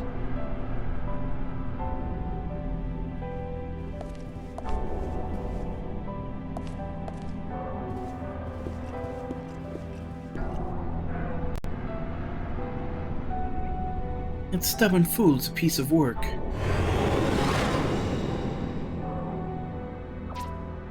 Rouge, what's the matter? Our band of troublemakers appears to be nearing the 5th ether gear, the Wave Tower. How should we deal with this? I believe they will reach it eventually if unchecked. There is a chance they may realize the tower's modifications. The Wave Tower has long since fulfilled its role. It'd be no hindrance to us if they learned what it is. Rather, the fact that they've gathered several ancient Etheracs may be more troublesome. As a precaution, go to Eshtern and seize the Holy Sword from the Star Hierarch. Yes, my lord. What should I do if I encounter the merry band along the way? May I send the lot of them to oblivion? Leave them be. Destroying the ether gears will accomplish nothing. The plan is already entering its final stage. There is nothing they can do about it now.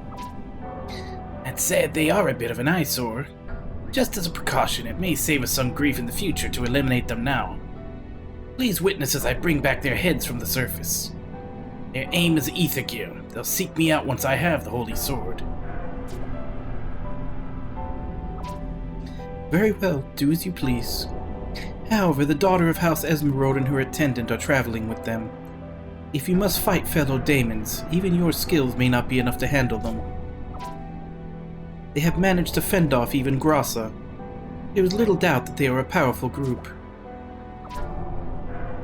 Please don't worry about my strength in battle. I've already assembled our dragoons. Against us, they don't have even a slight chance of victory. I see. Fight well, then. By your leave.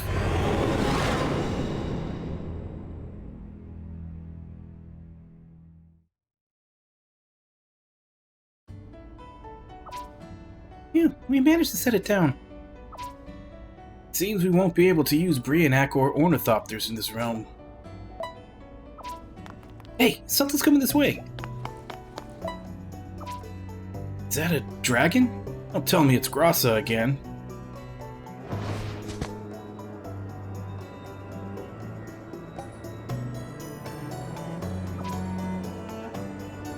I am a dragon guard called Matilda. I'd like to meet the one in charge of this flying ship. Who's the captain of this ship? Captain Robbins, of course. Now that you mention it, Shiki if we go by age? Oh, but Vivian's age is... That's Lady Vivian to you. Yes, she has the highest status here, but I don't know that she'd captain a ship. It's clear that I'm your leader. Oh dear, but doesn't Tiki know this ship best? No, that'd definitely be me. Huh, I'm an engineer. Anything else is too annoying, so no thanks. Alright, Khalil, that leaves you. Oh, what are you talking about? Why should I? Hurry up, Khalil, you're making them wait. What? Why me? What a pushover.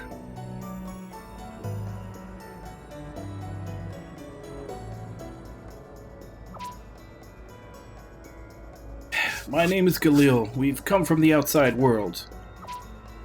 The outside world.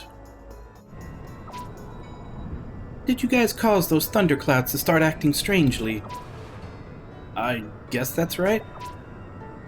Each day the thunderclouds grow by absorbing the surrounding clouds. This has never happened before.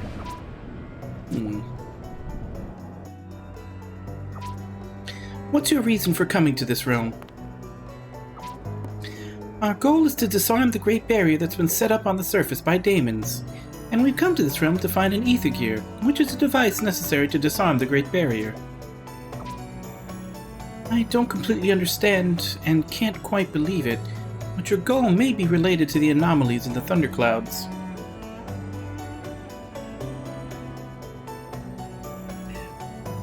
Yeah, Drakengard is at least the first one.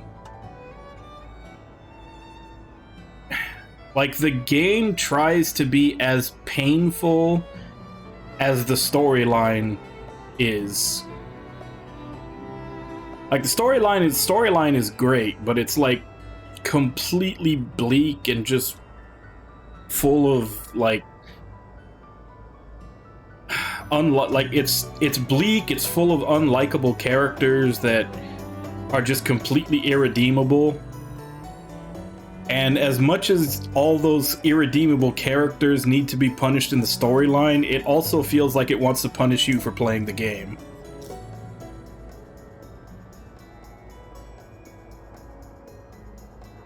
Drakengard 3 also feels like it's punished you for playing the game, but it feels like that was unintentional. That one's just because it drops down to like slideshow level of low frames constantly. Drakengard 3 would honestly probably be a decent action game if it was just re-released onto a system that could handle it. 2 I never played because that one wasn't done by Yoko Taro. I basically did all of his games in a row, so I only played 1 and 3.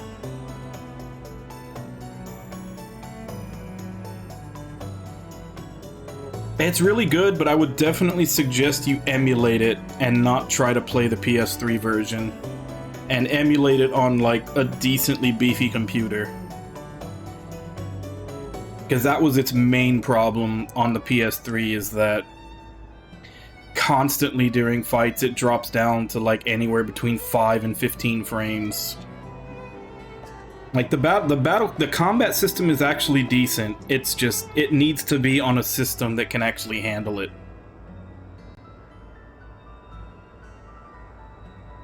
I don't... Okay, I already read that part. I will have you meet with Star Hierarch at Ashturn. I'll lead the way. Follow me. Ashturn is northeast from here. Let's go. Isn't Matilda the reliable kind of person we don't have enough of? This is kind of nice. Yeah, she seems way more dependable than Galil. What? She's calling you out, Galil. That's all fine, but could you guys hurry up?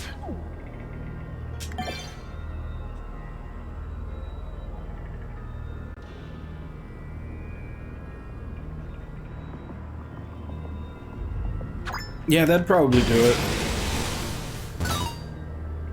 And the only reason I say a particularly beefy computer is because, you know, while it was a PS3 game and the PS3 could not handle it at all, you would be emulating it, and emulating is usually more strain on a system than what the system would normally be able to handle.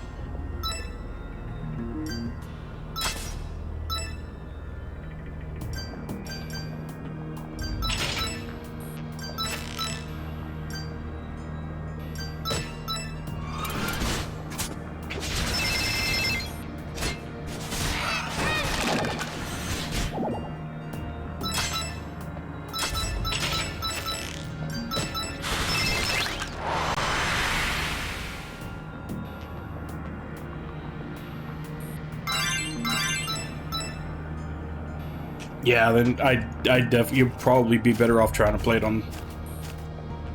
The only tip that I've heard about it, and even then I don't think it completely gets rid of it, and I didn't hear about it until after I finished my playthrough, is to try to force your PS3 into 720p resolution.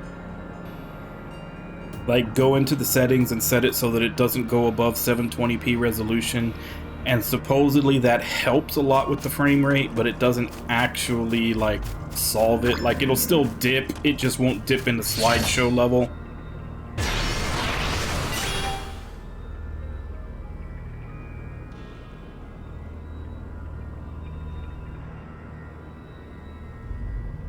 Yeah, I usually play stuff on 1080p also. Since pretty much all the gaming I do is while I'm streaming, and I can only stream at 1080p. And not even 10... I used to stream at 1080p 60. I can only stream at 1080p 30 now, because apparently, for some reason, whenever I try to put the bitrate up to 1080p 60 level, it's just constantly dropping. And it's like some kind of issue with Twitch. It's not on my end. It might be resolved. I haven't checked it in a while. I think one of these days I may actually do like some test streams on my off time to see if it's gotten resolved, but yeah, I mean, Twitch won't let you go above 1080p anyway. Well, that's what I'm going to be streaming to. And like I said, pretty much all my gaming is while I'm streaming, so I tend not to look for anything higher than that. My monitor is... I have a 1080p monitor that goes up to 144 hertz, but that's about the extent of how powerful a monitor I've bought.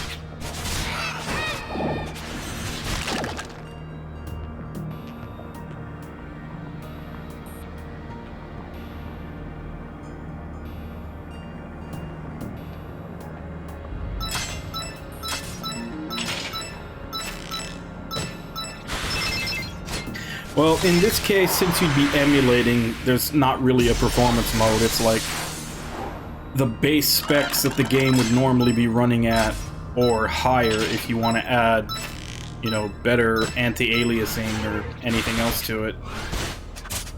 And like I said, well, it had a hard time running on the PS3 normally. I mean, you'd still need technically a stronger system than what the PS3 was because you're emulating, and emulating is just flat out harder. Takes up more resources than the original.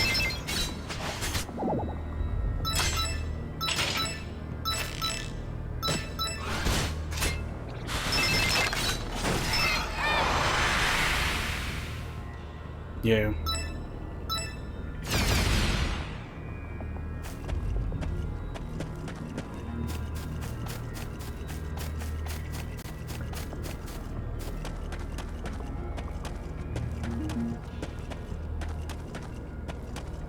So I suppose we're not going to have access to our ship or anything at all until we destroy the ether gear because of the magnetic field that they say. Alright, this area should be good. I thought we were going to a place called Eshdurn or something.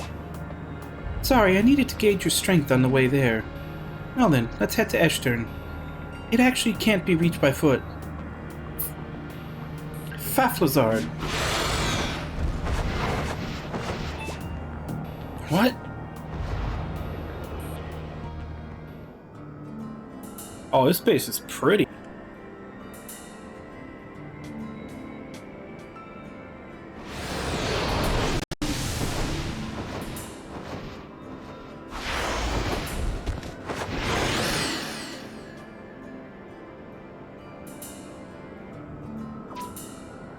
This is our city, Eshdurn. Now I'll take you to the temple. Come with me. That was pretty incredible. That was some gust. It was a little too strong, if you ask me. It ruffled my flippers. I rather like it.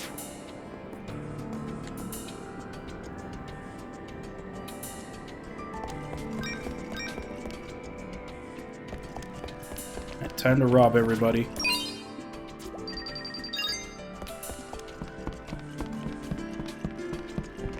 I'm sure there's no recruiting until after we finish this place, just like it was in the snow area.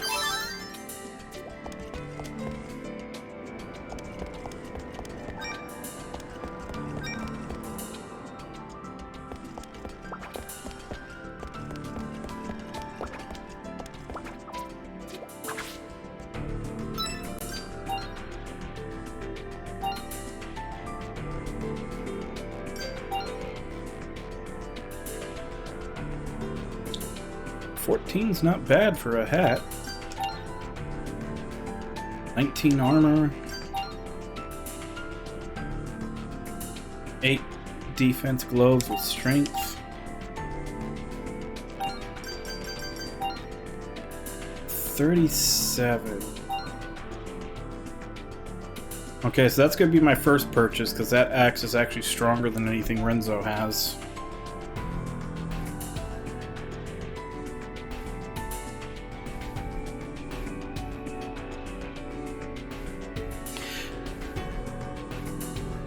Yeah, I think there's 2 Switch emulators that are currently being used. I haven't tried the second one. I tried Yuzu, and the only problem with Yuzu was that you have to get a Switch BIOS into it, which... I mean, granted, I didn't look very hard, but I couldn't find one online. All I could find were instructions on how to, like, download your own Switch BIOS into the emulator, which was a huge pain in the ass, so I just didn't bother with it.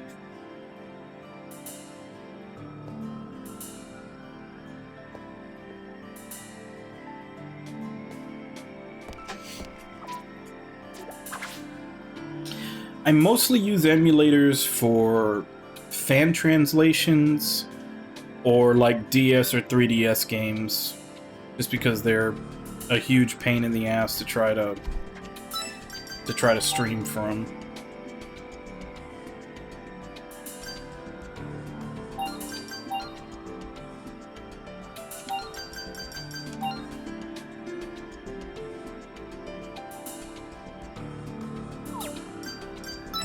Those are pretty good. I always feel broke in this game.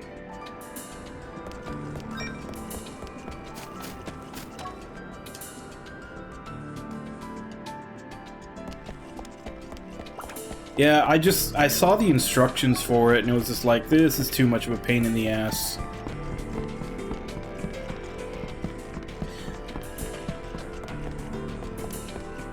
Especially considering that it's kind of a gamble whether or not a game will run better on the emulator than on the original Switch. Some of them still don't work. Like, it's not...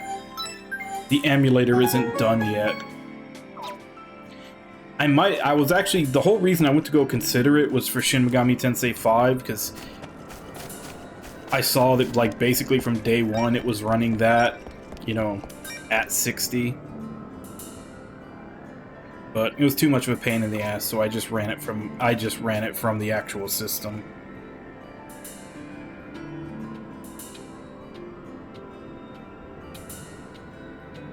Yeah, that mostly comes out on, like, if it's a fan translation, obviously they didn't even try to sell it to us in the first place. Or if it's like a really, like, a legacy system, like something from...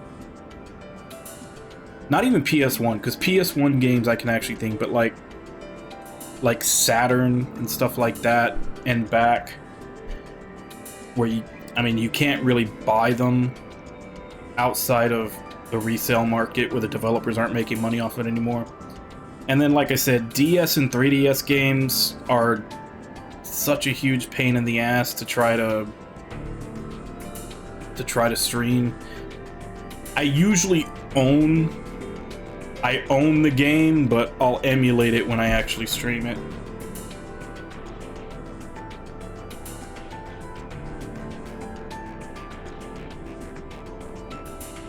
Also, Xeno 3 is one of those games that works day one on the emulator.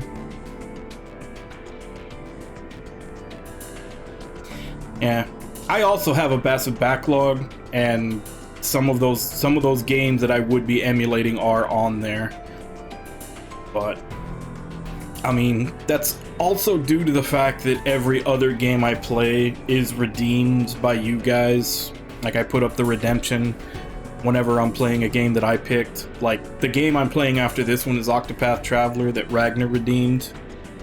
So it does help to have, you know, a big enough list for people to look through and choose something.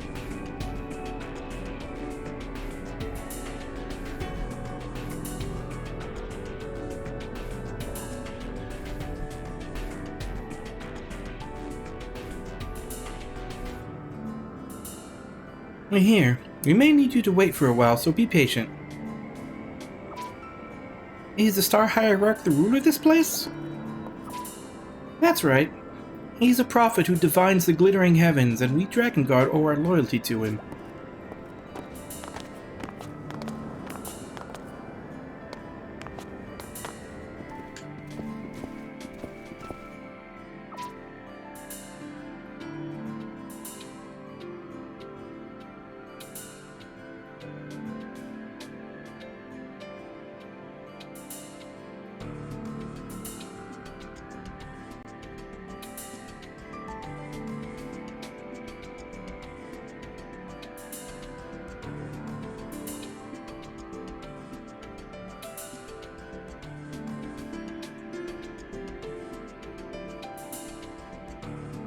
Nami, I'm going to attribute whatever you may or may not have heard to you being drunk.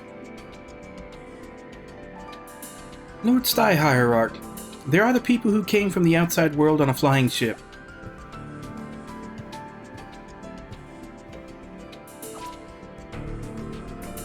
On the outside, so are they the ones responsible for the aberrations and the lightning?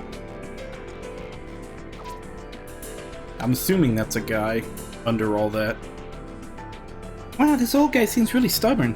We'll play along for now. Well, it might be indirectly be our fault.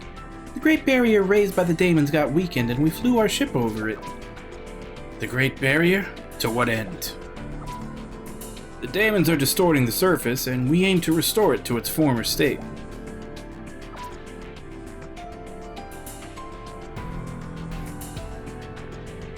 I'm gonna have to ask that you stop calling me Cupcake unless you're actually going to give me a cupcake.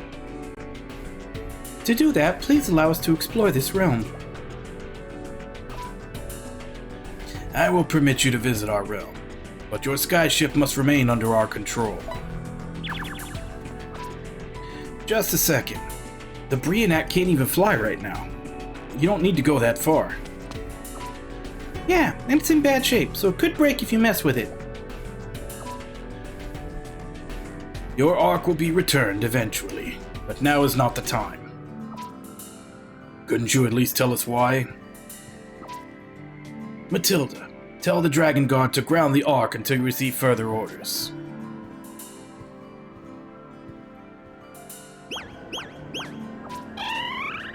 Now we can't leave this place. I want to investigate as soon as possible. I'm hungry.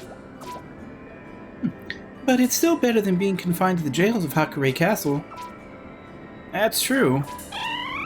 But we don't have time to hang around here forever. Is it time to eat yet? It's strange, though. What is? The Star Hierarch acted rather stubbornly toward us. It felt like his hostility was more than just a distrust of strangers. The way he said that our ship would eventually be returned concerns me. We should be on guard. If we cannot use the Ark, then we can just search for other means of flight. Yep, that's all we gotta do. Speaking of which, where did Matilda go? Let's look around town for now.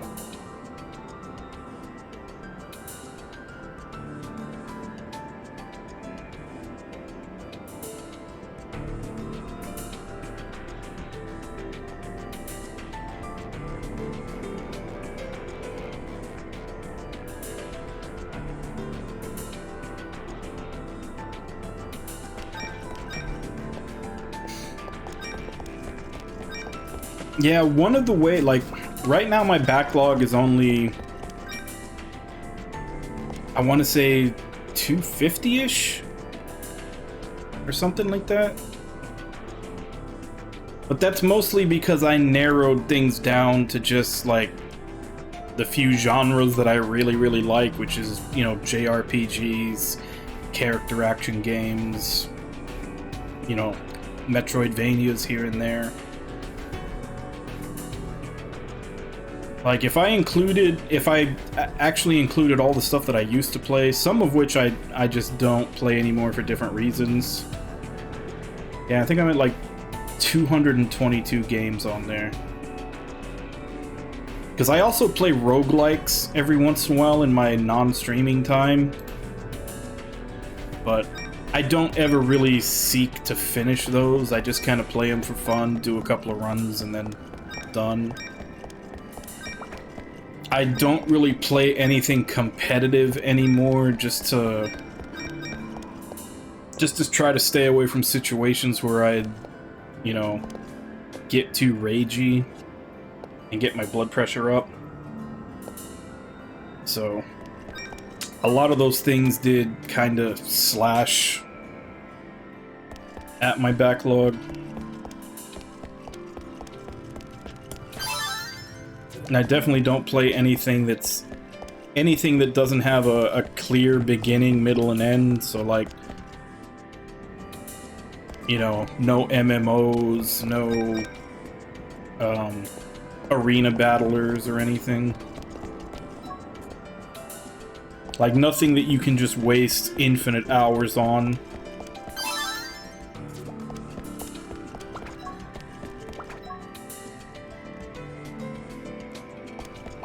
That's actually one of the reasons why it built up so much, is I was playing MMOs for a good I was playing MMOs for a good 5 years, while also still, you know, picking up games on Steam sale and everything. And that was kind of around the time that I was like, okay, I need to stop all this stuff. Also, because a lot of the friends that I played with, I noticed never really would stick around for anything. Like, we'd get a group of 3 or 4 people to play a game, they'd play it for like a week, and then slowly more and more people would stop showing up or show up less often. And eventually we would just all fizzle out and move. And then the next game would come out and everybody would be like, oh, let's play this one. This one we'll stick to. But nobody ever did. So I kind of got tired.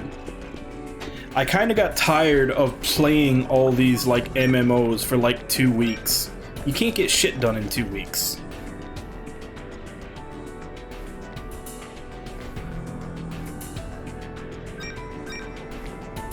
Like, there are so many MMOs that we all tried, but never got to the level to where we could do raids or anything fun, because they would all flake out before we made it that far.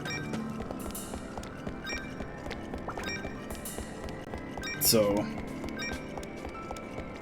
you know, we still hang out in real life, but I don't really go out to game with them anymore.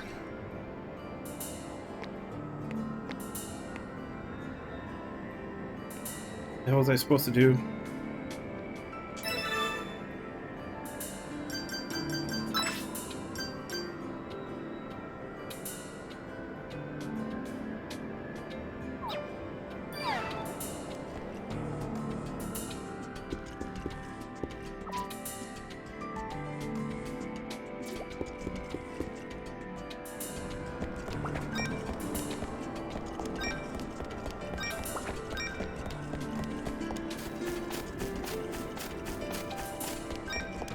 Because I can't actually leave the place because you need, like, it's a floating city.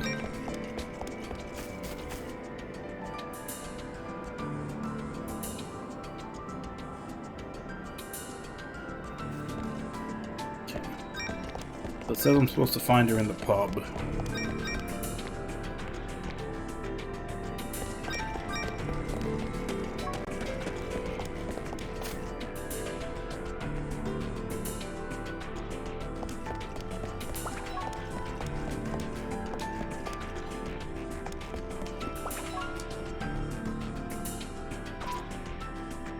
Oh, it's you. I'm sorry things went that way. Felt like you didn't even want to hear us out. What's his problem? Now don't say that. I'm sure the Star Hierarch has something in mind. Besides, you were promised that your arc would be returned to you, right? Just be patient until then. We may not be able to wait that long. Yeah, we have to find the ether gear soon. Can't you lend us the dragon you were flying on? I can't, but... there might be a way. Wait here for a while.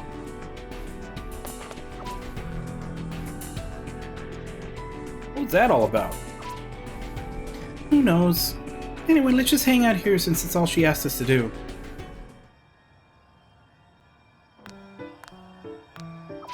Yeah, I did that for a while in Warframe.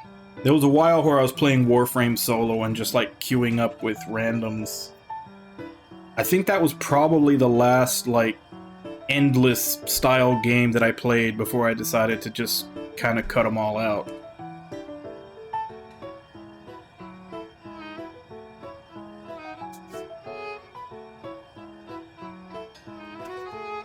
Oh, this dried fish looks delectable. Oh, is this grill over here?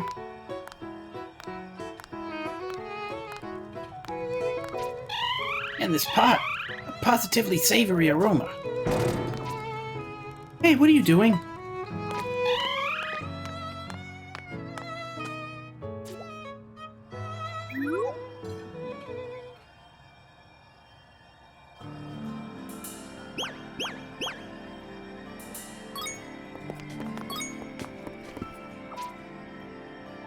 We've received permission. Come outside with me. What for, I wonder? Let's go check it out.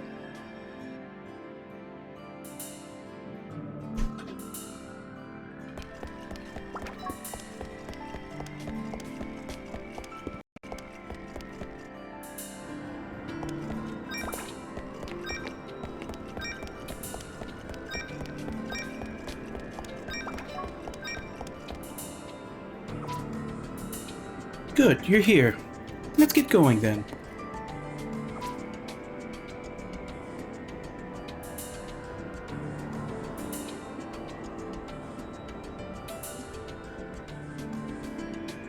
Yeah, see, that's what I wanted to do. I wanted, like, whenever I would get into an MMO, I wanted to do the raids. Maybe not hardcore, but at least try them out. But my group of friends would always flake out. Like, the only game that we ever got to the point where we were raiding was Destiny. And I hate first-person shooters. I played it forever, like, literally just for the hang, because that was the only one that everybody else could stick to. So I begrudgingly went along, but I don't like first-person shooters.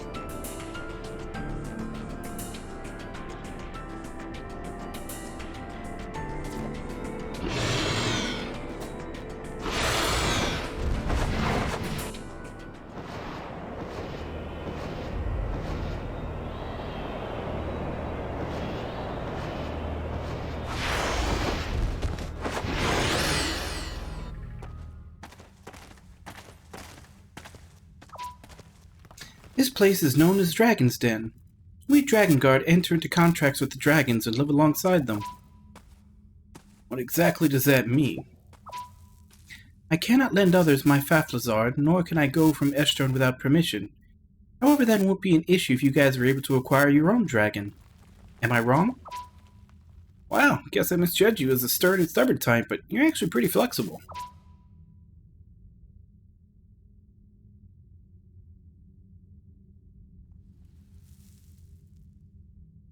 Thanks. I don't know, does anybody else have the mic sound weird to them?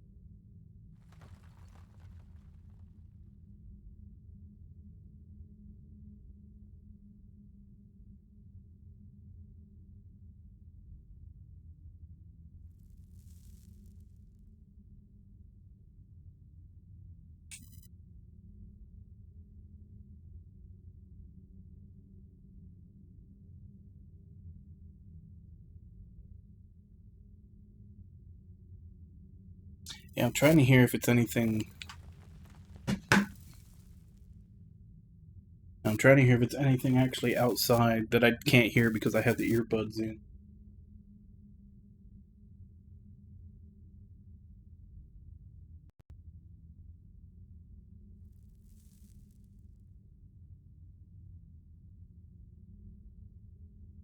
There definitely is something showing up on, like, the little monitor.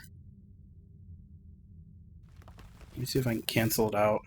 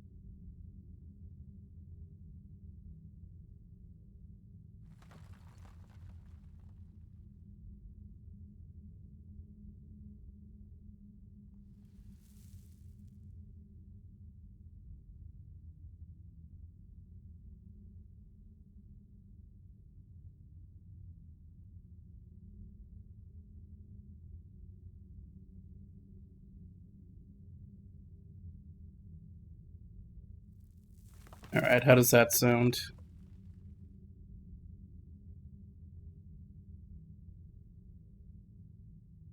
I should have gotten rid of it, but I don't know if it I don't know if in like changing the noise canceling to get rid of it might have clipped out some of my own voice. So I don't know. Do I sound robotic now?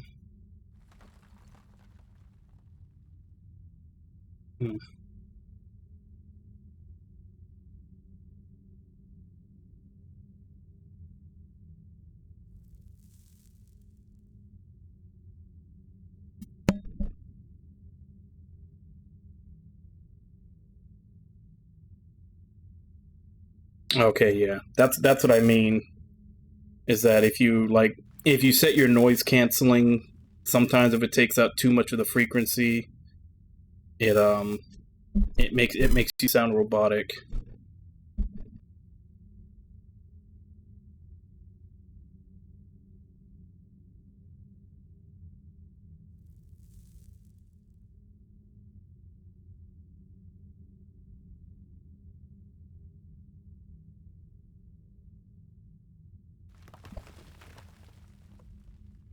Okay, how about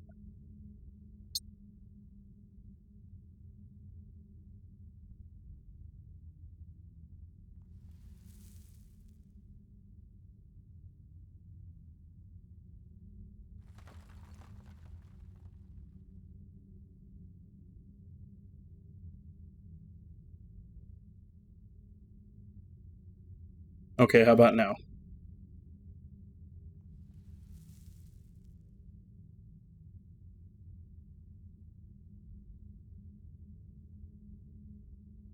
Okay.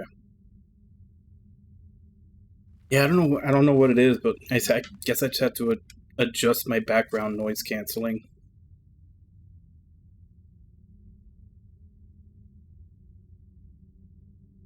Might be one of the settings on the mic. Because I noticed for the longest time when I got this mic, because it's supposed to have like different settings for like what shape the mic can pick up sound from. Like either like all around it, just from the front to the back, or just from the front. And for some reason, when I got it, whenever I tried to use the just from the front setting, it did have some kind of static in it. So I had to use one of the other two settings. And then at some point, I want to say maybe a couple of months ago, just for some reason, I accidentally flipped it to the front only, and it wasn't making that static anymore. But I guess it came back, so I just put it back to one of the other settings.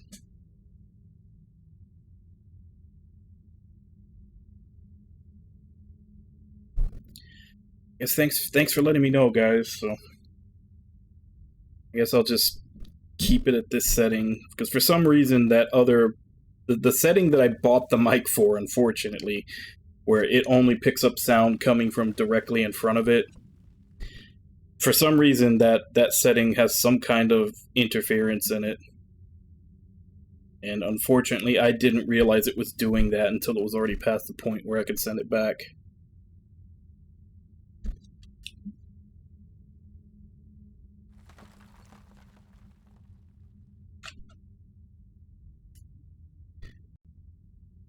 It seemed he didn't expect for all this to happen.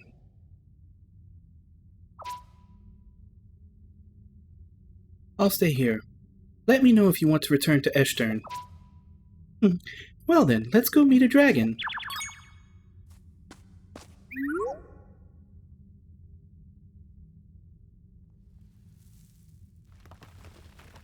Yeah, I haven't played... Like I said, I haven't played any type of, like, game that doesn't have... Well, aside from roguelikes, which, like I say, I don't even play seriously, I just kind of play them for fun with no real intent on ever reaching, like, an end point or goals or anything. But other than that, I've ever since I started streaming, which was in 2019, I've only played games that I could finish.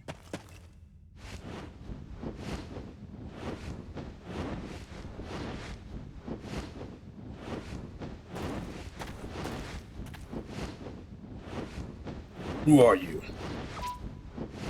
We're here to ask you guys for help. We dragons only lend our power to those who are worthy. Then we are qualified. Interesting. Show me your power.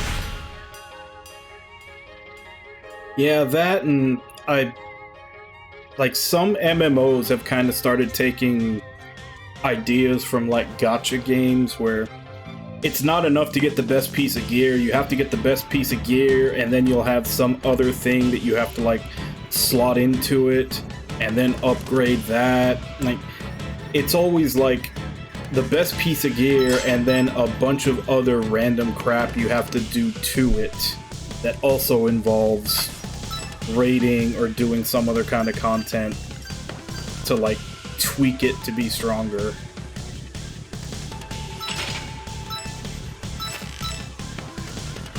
That's kind of the whole thing that gacha games live off of. You have like your character, and then you usually have to have all these different items and everything to level them up, and like level up their moves, level up their weapons. Like there's 20 different things per character that have to be leveled up with crap that you have to get. And I feel like there's not all of them, but there's definitely some MMOs out there that do stuff like that, just to make sure that you have way more stuff that you have to grind for to reach whatever highest tier level of power they have.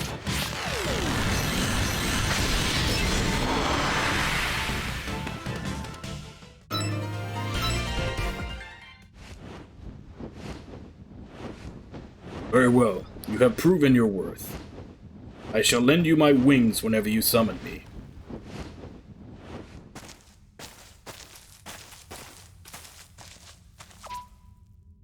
Alright, now we'll be able to reach all sorts of new places. The world's our oyster. Aren't oysters in the sea? What does that have to do with flying? Shut up, doggy. You no respect whatsoever for daemons. So, when you say we're researching this world, what exactly are we supposed to do? Well, find and destroy this world's ether gear, of course. If you said something like that in front of Matilda and that mask guy, they'd just misunderstand. I suppose it's not what you say, but how you say it. It looks like you guys were able to get the dragons to lend you their power.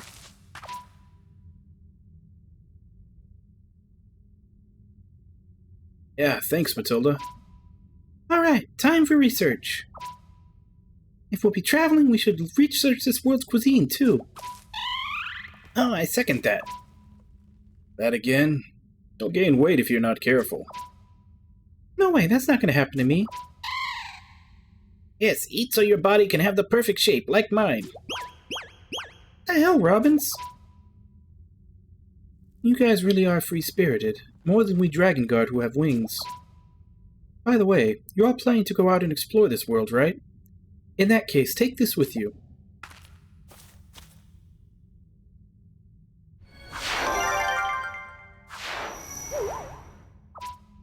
What's this?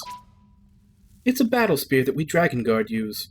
If you ever face an enemy in the air on your journey, use this spear flute to command a wyvern to attack. I see. So you're saying we can expect to engage in aerial combat? Exactly. In this world, humans and dragons share the same fate. Cooperating with your wyvern is key to victory. The wyvern's ramming and breath attacks are powerful, but since they require more space, you can only have up to 3 people standing in battle. The basic formation of aerial combat would have 1 person leading at the front line and the remaining 2 supporting from the rear. The spear flute acts as an ether-act, too. If someone is an expert in spears or signomancy, they should be able to work well with the wyverns. So that's what we gotta do to survive in this world, huh? Yes, that's right. Well then, I'll be heading back to Eshtern.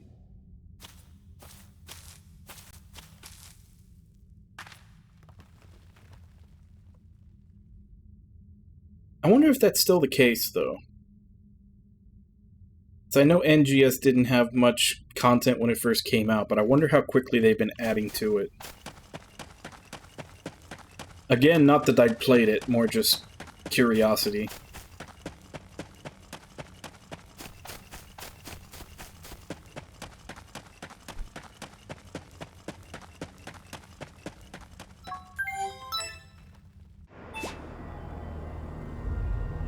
Well then, let's try calling the dragon now that it's agreed to help us. Yay, I want to ride one. It's gonna be fun.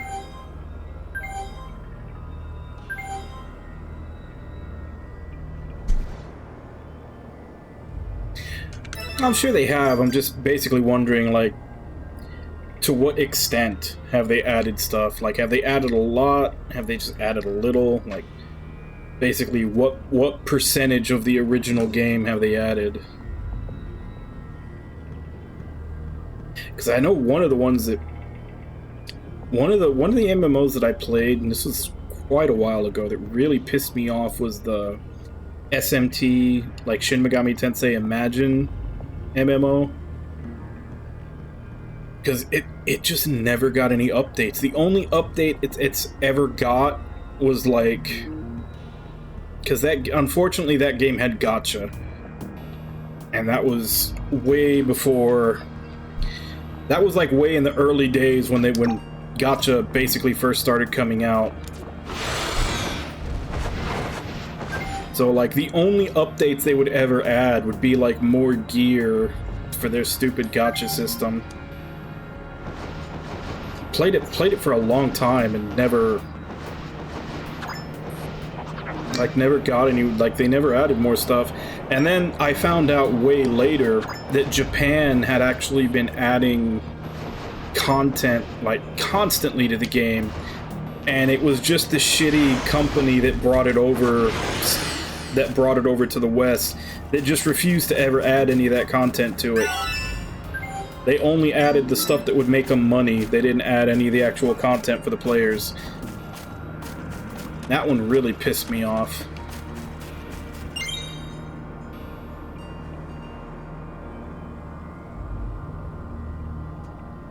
I honestly don't know what... That actually would be a good thing to look up, is like, what was the first game just to add it in.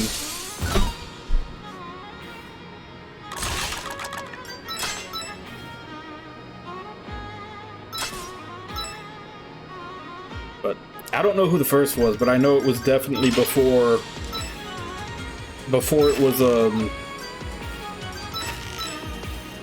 I guess widely known or widely used thing.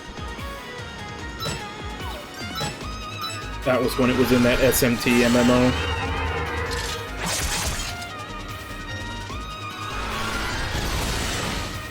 Nah, I'm sure it was like Grand Blue's not that old.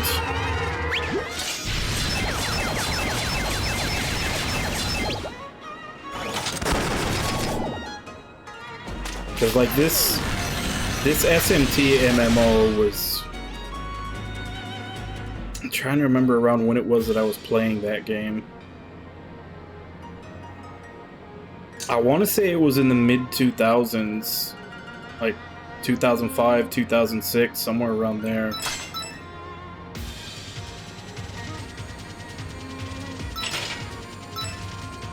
And it was gacha with the gear. Like, you would basically... They would show you, like... It was like boxes that you could buy. Almost kind of like loot boxes. And each, like, depending on which one you bought, it would show you, like, the list of all the things that could be in it.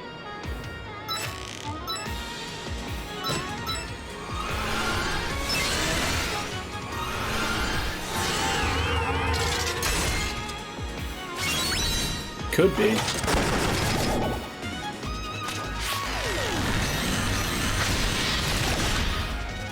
Like, it definitely wasn't as bad of a gacha as a lot of the mobile games are now, where, like I said, there's, like, you're rolling for, like, all these different things, and you have, like, 12 different level type, like, 12 different things you have to upgrade to power up your character. Like, it wasn't to that level. It was literally just gear. It was just to get, like, better weapons, better armor, all that stuff.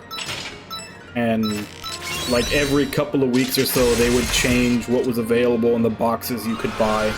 But it was definitely gacha, because they were like, the good stuff was obviously like those like 1 or 2% chance to get it.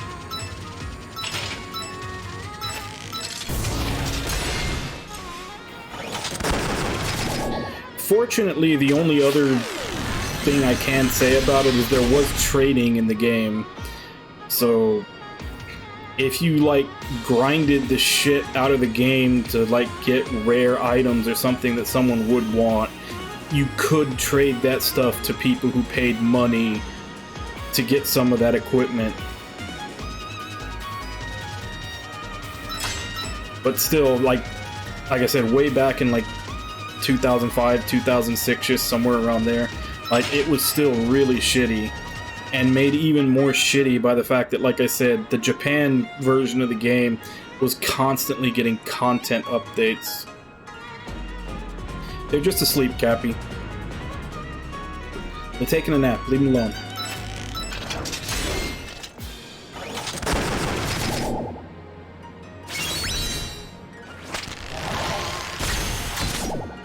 Yeah, I was already mad at the game just for the fact that we never got a content update. And the fact that the only updates we ever got was like them changing around the loot that you were paying to have a chance at getting. And then several years later, when I found out that the Japanese version of the game actually had a shit ton of more content that we never saw, I was really pissed. Because I mean, I like the Shin Megami Tensei series, so obviously I wanted to play the MMO, and the fact that they screwed us that hard on it for the Western version, it was Area Games that did it. Like AERIA. Like they were the ones that did it.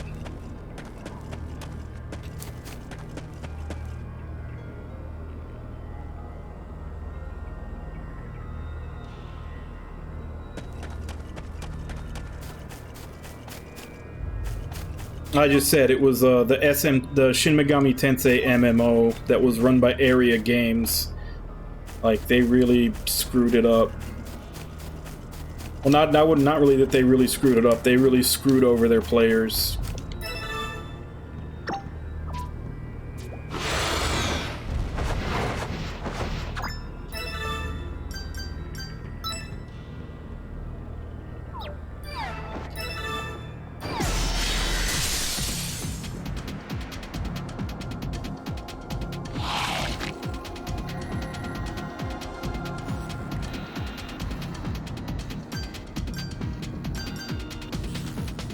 Why does he have the spear flute?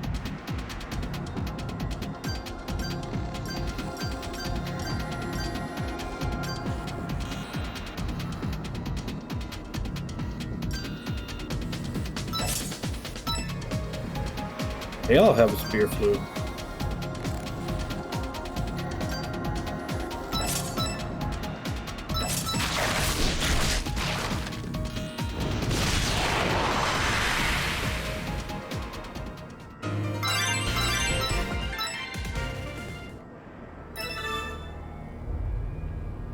Well, if that's the case, definitely put him up front.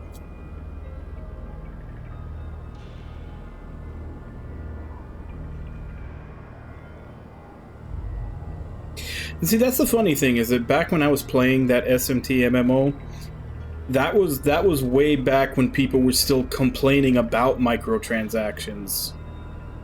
Like, just plain old microtransactions where, you know, you actually know what you're getting. Which is why this one seems so bad, because you were paying for a chance to get what you wanted. Which, obviously now with loot boxes and gacha, that seems normal. But back then, it was like, what the fuck are they doing in this game? Like, this is really shitty.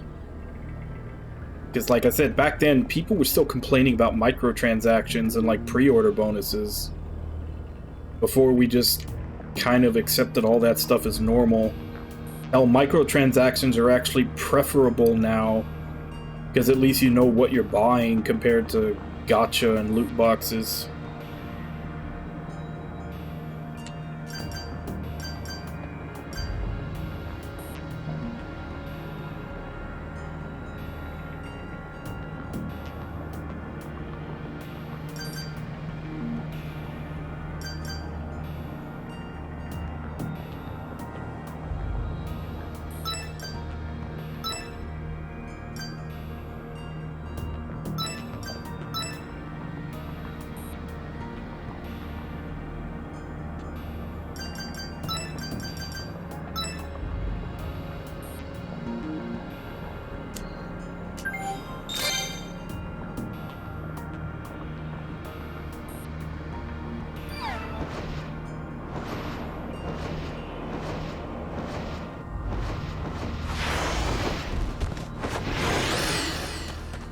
Anything here?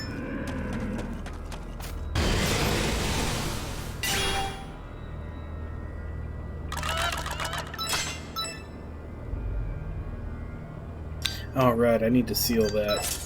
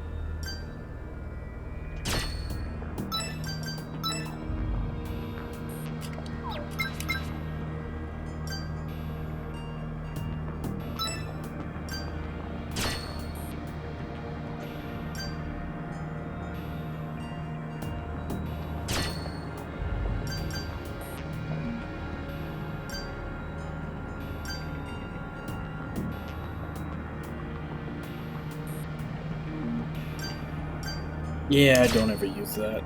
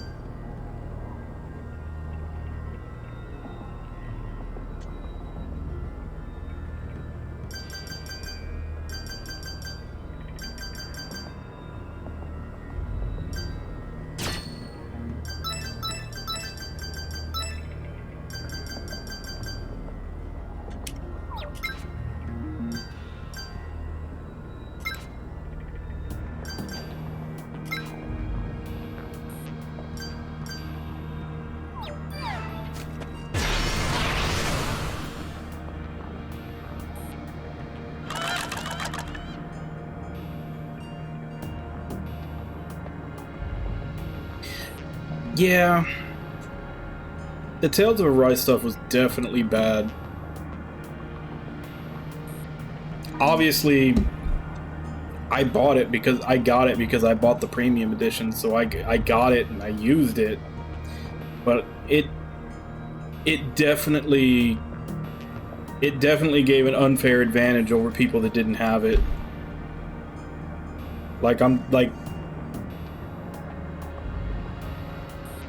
It made up for a lot. There was probably a lot of grinding that I didn't have to do because I had that.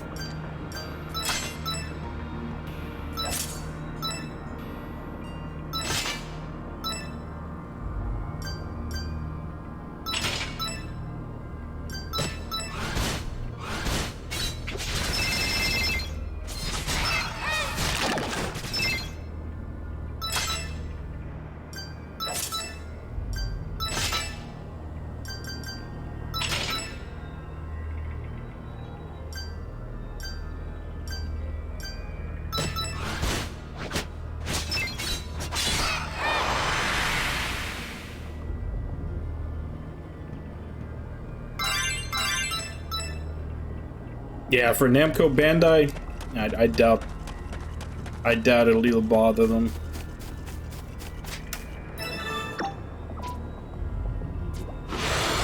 Unfortunately, now the bigger companies have basically it's just gotten to the point where you can just You can always expect microtransactions, it's just a matter of how egregious are they going to be.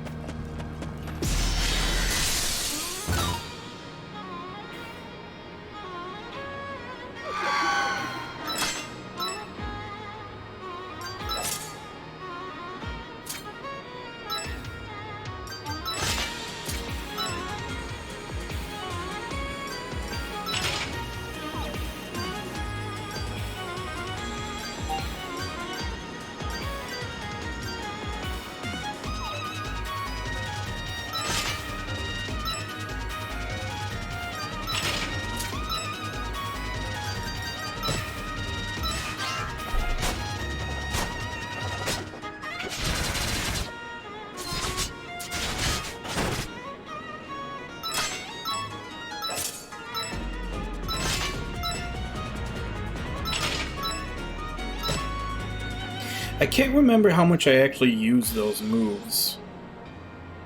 I know I didn't use them in the beginning of the game, like in the beginning of the game when you just have Alphen and Shion,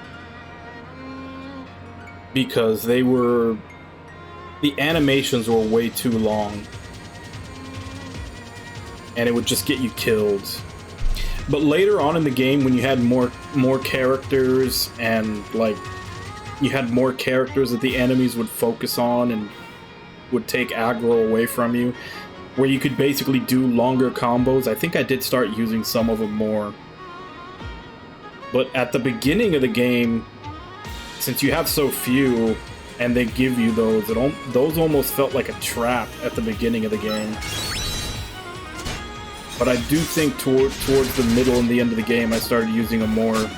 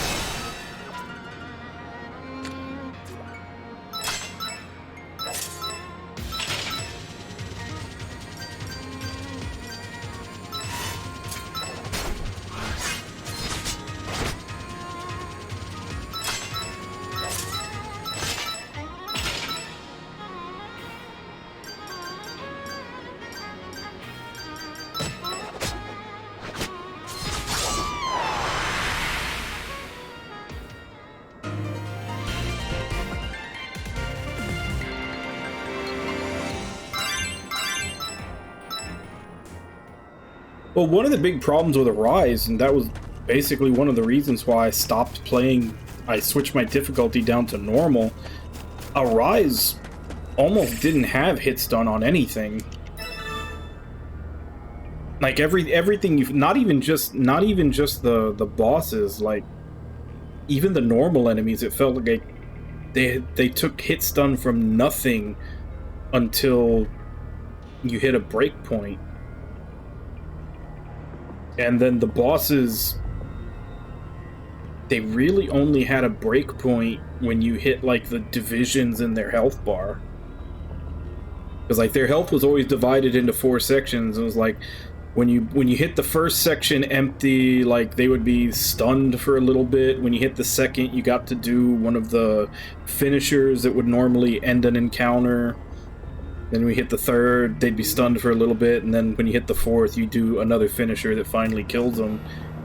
But yeah, like, that entire game almost felt like the absence of hit stun.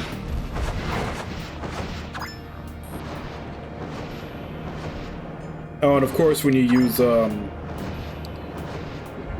Alphen's ability, which is why I know a lot of people spec to just be able to use that as much as possible, because that was like one of the only reliable ways to get any stun out of an enemy.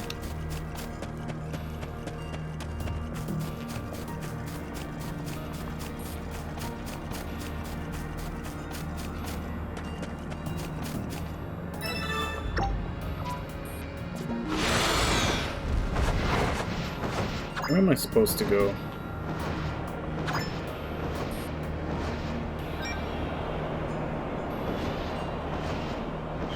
Fly to the southeast island.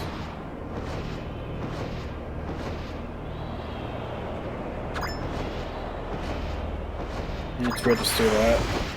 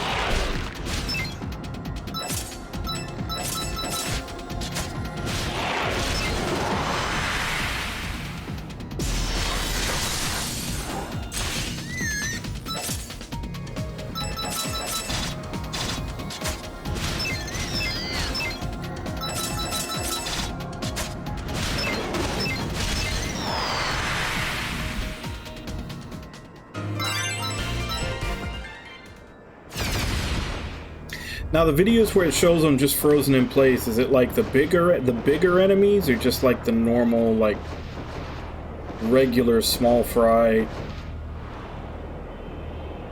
from like just regular random encounters?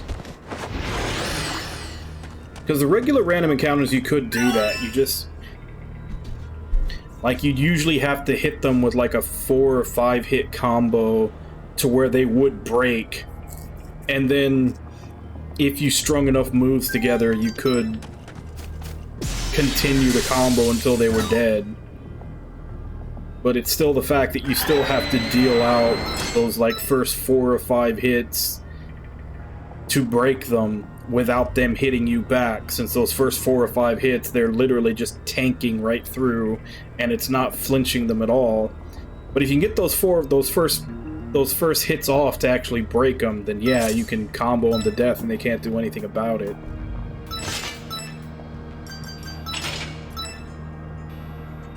That was one of the reasons why I liked using Law, because he could get those hits out fast enough.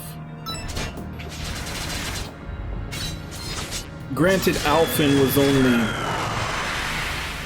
was probably only like a tiny bit slower, but you know me and the martial arts and, you know, fist characters, I always gravitate towards them.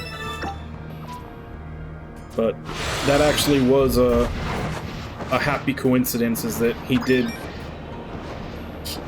did attack slightly faster than Alphen.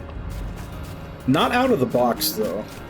Oddly enough, when you very first got Law, he attacked slower, but once you actually got him upgraded to the point where his normal attack string was longer, then for some reason he started attacking faster.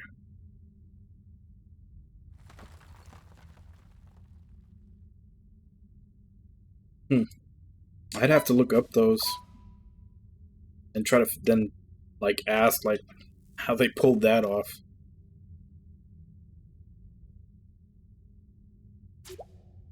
Red Dragon Territory. Okay, so this is not where I was supposed to. That's Dragon's Den. I am supposed to go to Dracopia.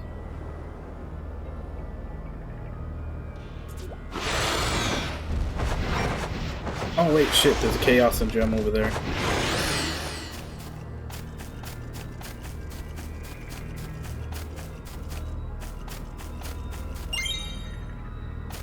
These have started showing up less and less. Like, the first couple of realms, they were all over the place. I'm not seeing them nearly as often in the Snow realm, and that's the first one I've seen so far in this one.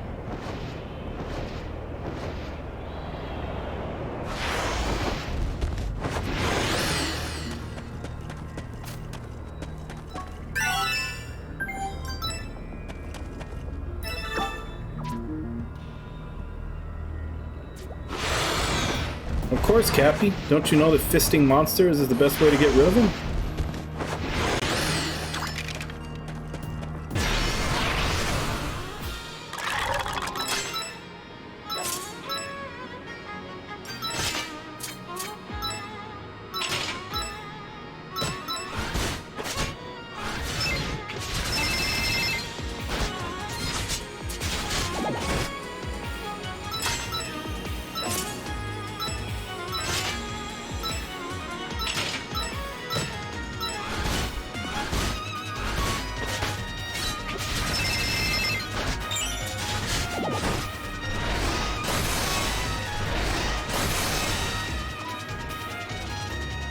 I don't know how the hell he did that. Honestly, Dohalim was probably like the one physical attacking character that I couldn't wrap my head around in that game. Like, Alphen I was okay with, Law I was okay with, Kisara I was okay with. Dohalim I could not wrap my head around. I figured out how to do well with Shion, but I'd prefer to just leave her AI controlled so she can heal while I'm fighting and not have to worry about healing everybody myself. And then I didn't really mess around too much with Rinwell just because I have a caster bias, I guess. But yeah, of all the ones that actually are physically focused, even though he's kind of half physical, half casting, I couldn't wrap my head around Dohalim's playstyle. It just never clicked with me.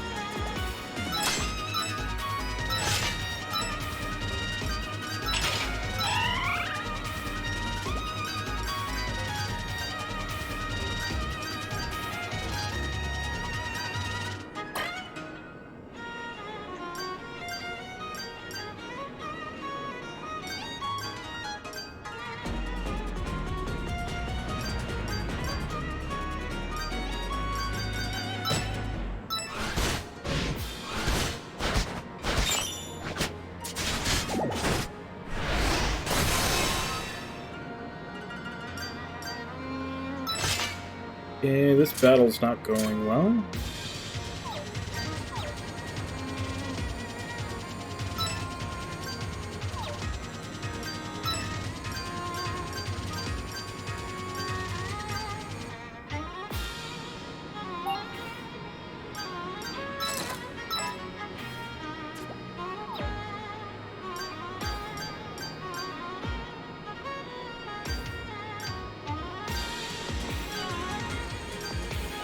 And the characters I have up don't have any way to bring up the others. So this is going to end up badly.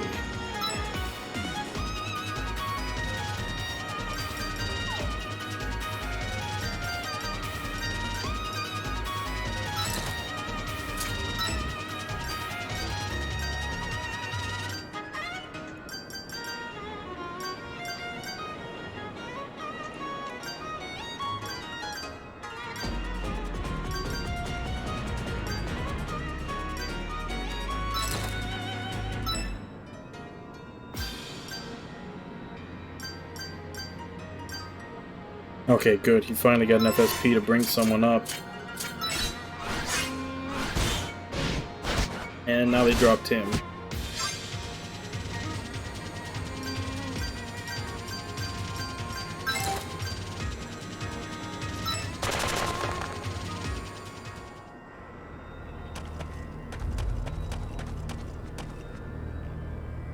So that went well.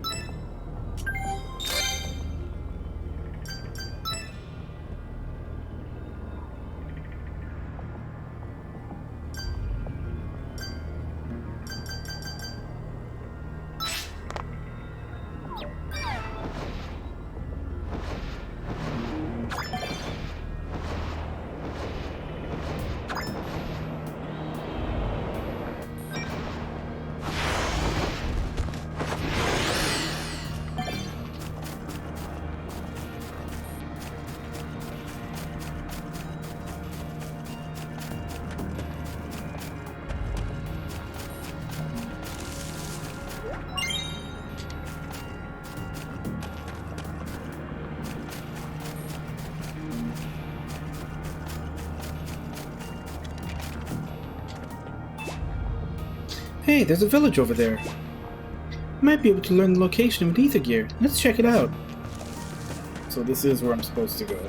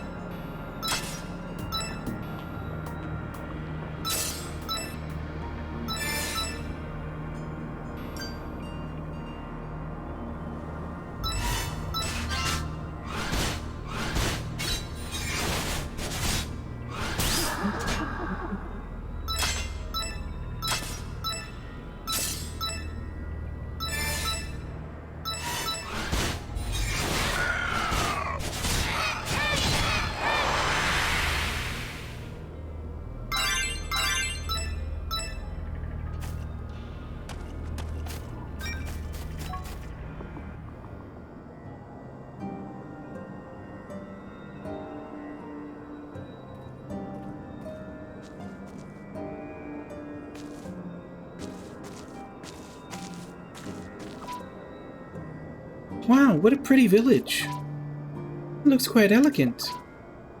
I wonder if we'll discover anything here. Let's hope so. Let's try talking to the villagers first.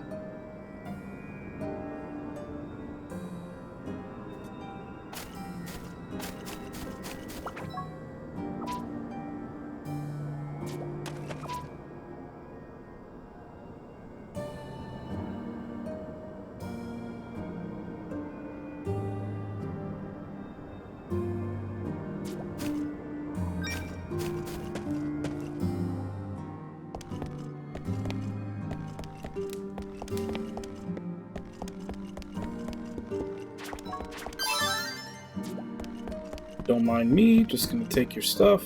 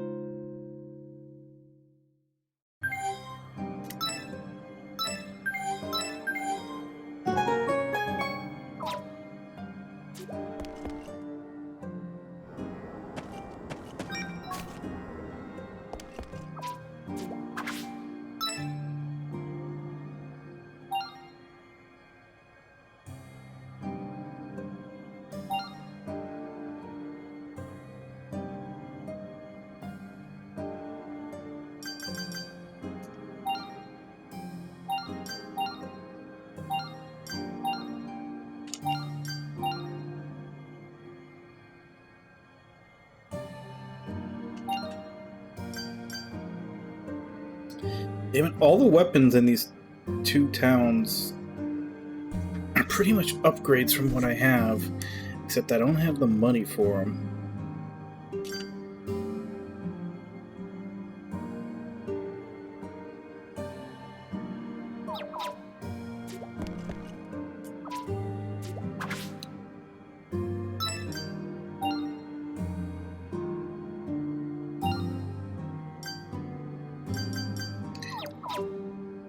Ugh. At 10,000 that I had to spend to get those 5 recruits cleaned me out.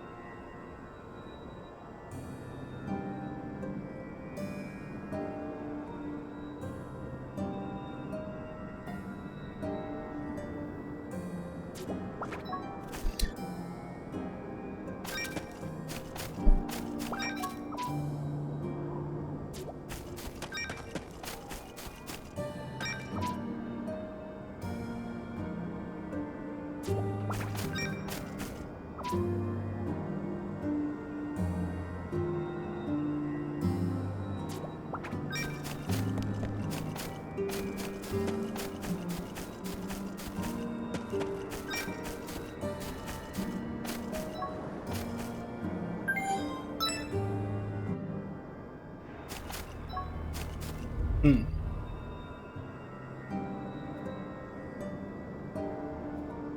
Talk to all the residents, then battles. Who did I not talk to? Must have to talk to people in the houses, too.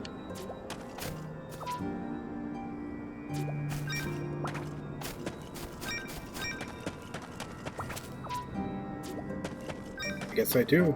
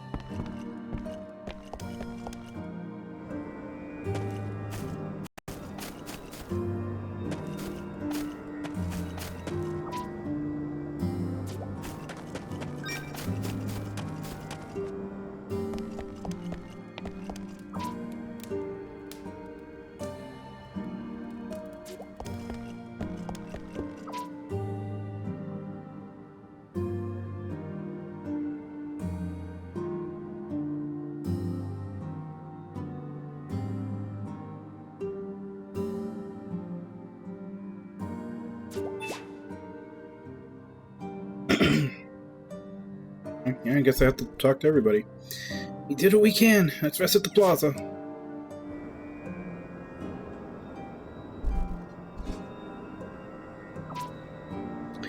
There was nothing too important. What a nice and peaceful village. Strange, though. What is it, Ignace? Villagers don't seem to be surprised when they see me or Lady Vivian. It's as if they've never seen a daemon. What are you talking about? Everyone quivered in their boots as soon as they caught sight of me. You truly are a gem of a creature. There was no sign of fear when they saw me. Come to think of it, I don't see any beast folk here. I'm telling you, this is a peaceful village.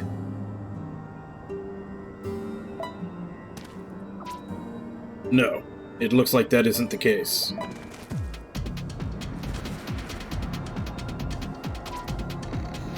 It's definitely these guys. Kill them.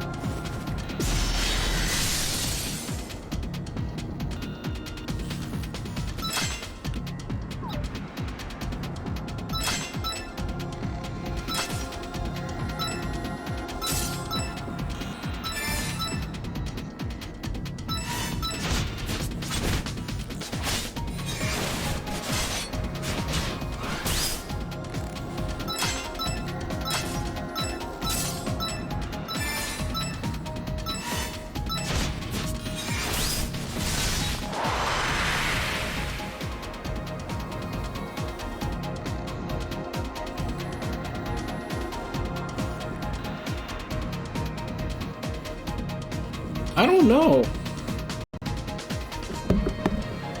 I honestly don't remember.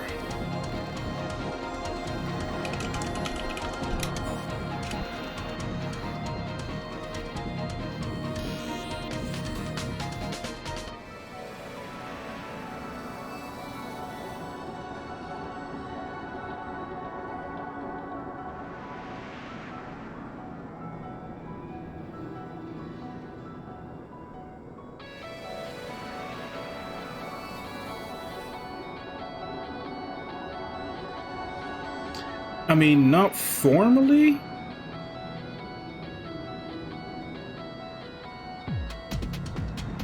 Apparently it was a Twitter. They're in the planning stages for a Bloodstained sequel. The current development resources are focused on completing Bloodstained, which was upcoming content. We have a lot planned for you. And this was on June 3rd, 2021.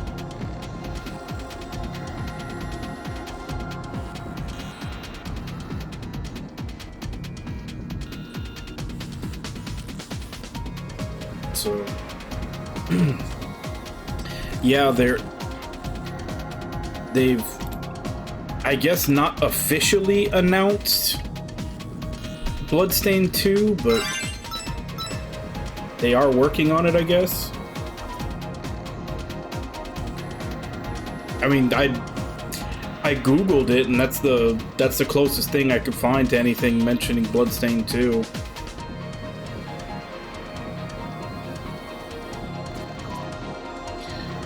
Why do they want to attack us all of a sudden? Don't have time to be complaining. Time for you to face me.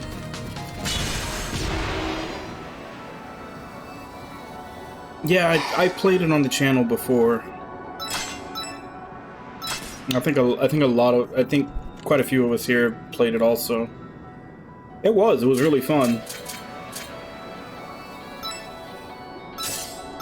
But yeah, that's the closest thing I could find to an actual announcement.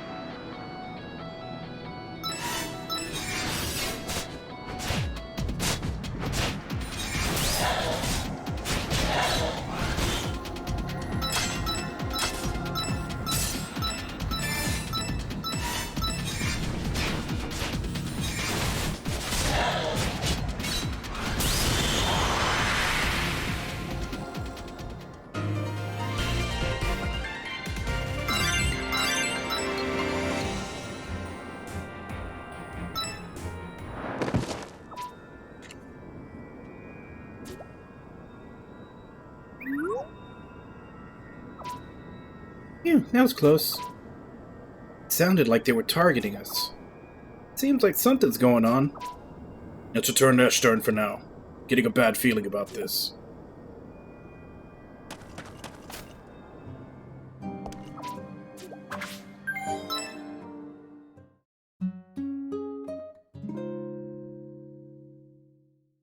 I mean, that's essentially what it was.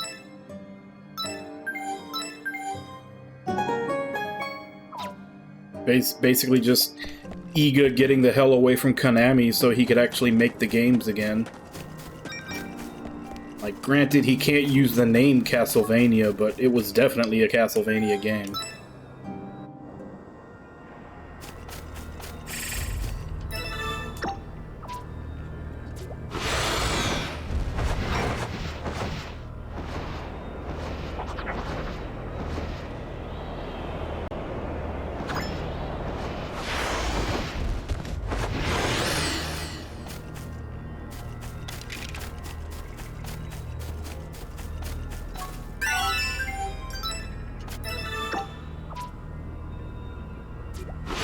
Alright, see you in a bit.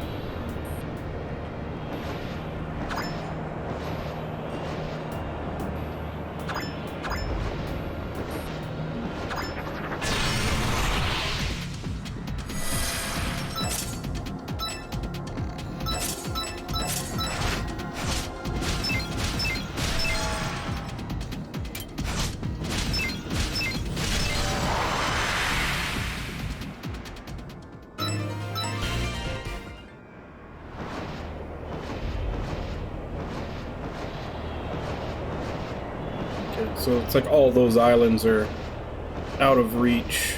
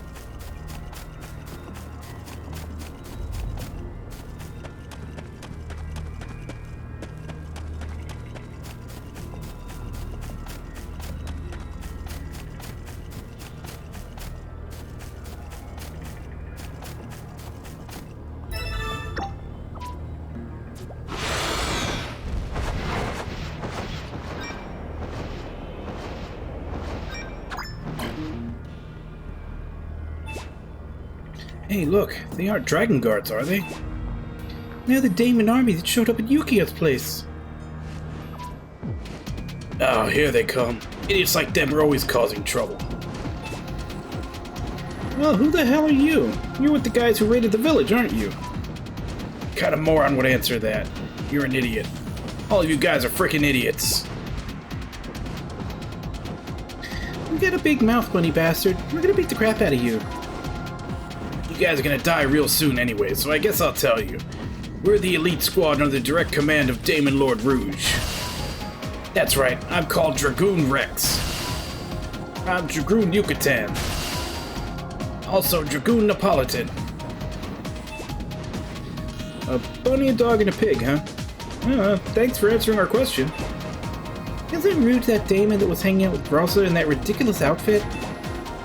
I see. He must have put these people up to it. You should be grateful that I've been generous enough to tell you who I am. But I also gotta say this can't go through. This is the end of the road for you guys. What if we just go through anyway? Go ahead, just try it. But you'll never get past us.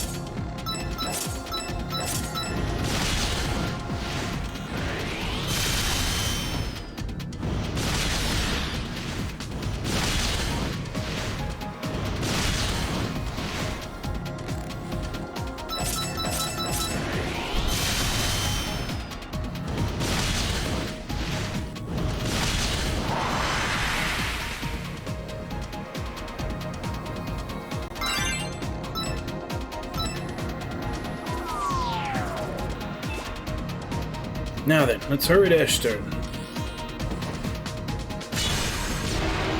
Or get caught in a random battle.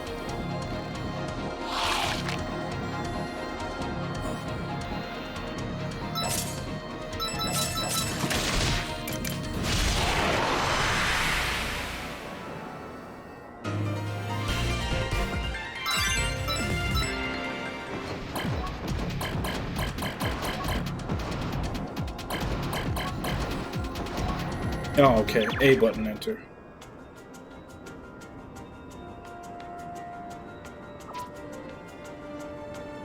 What was that? I don't know. A group of daemons suddenly showed up. Daemons haven't come here in years. Regardless, we must reach the Star Hierarch. We're coming too. Of course.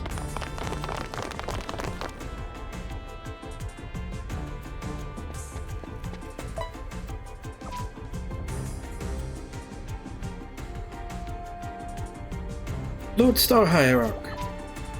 Restrain yourselves, Dragon Guard. But why do you commit such barbarism? Our loyalty must be resolute. Indeed, this society you've created is very much like our own. Then, but the humans are lawless, other than the ones in this realm, that is. Thus, a need has arisen for this.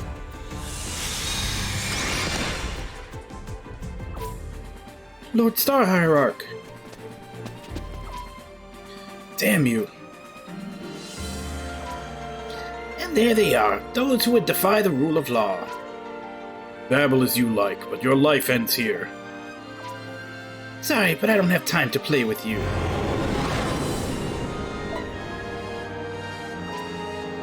Oh dear, he escaped using magic. Vivian, couldn't you stop him somehow? I don't think I would have been fast enough. Lord Star Hierarch. What just happened?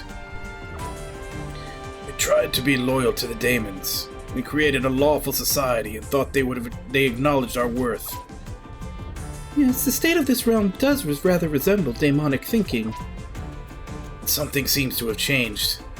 There's only one place they would go now. Do you have a lead on where they are? Go to the place that brims with the most power in this realm. The Rainbow Pillar, an Ethrak that towers at the heart of the thunderclouds. He stole the holy sword needed to enter the tower. Ordinary wielder cannot bring out the holy sword's full power, but a sorcerer of his strength might be able to do so. It's only a matter of time until the entrance to the Rainbow Pillar is open. The Rainbow Pillar, so that's where he went. And with such forceful means, very unlike a daemon. They must be panicking then. Okay, let's charge in the clouds on that dragon and get the Rainbow Killer. We will join you. Gather the company, send our order out at once. Yes, ma'am.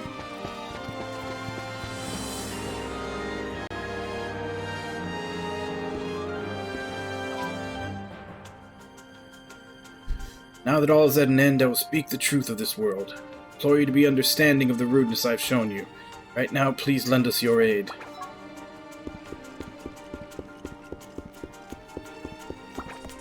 Nope, still can't use this.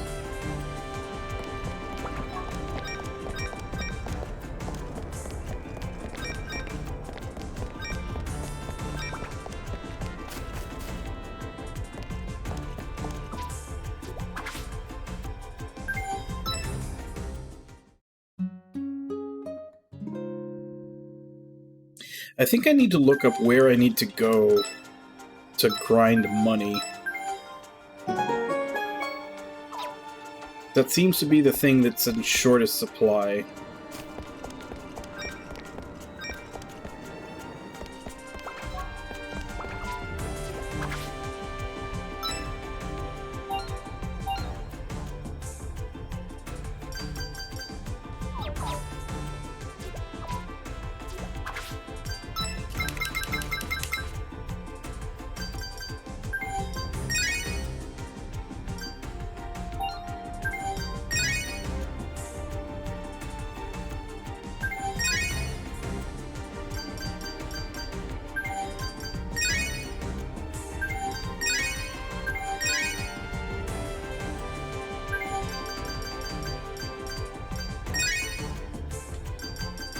Alright, well, that's something.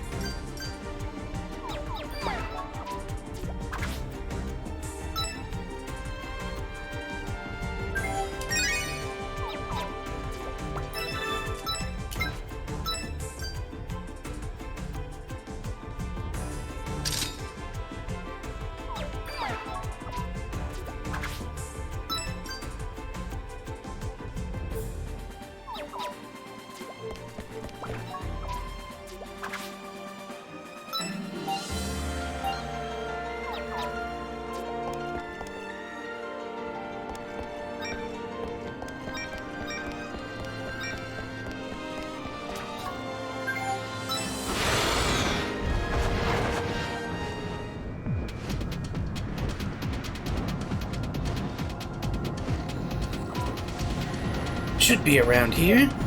The Holy Sword Lily Marlene that was made for the First Star Hierarch. So it was original ancient Aetheract. Well then, time to go.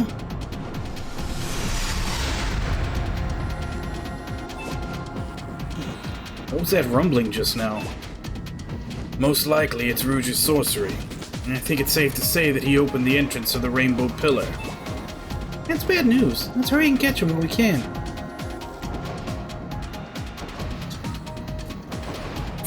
First, let's head back to that other town. I want to see if I can upgrade another weapon.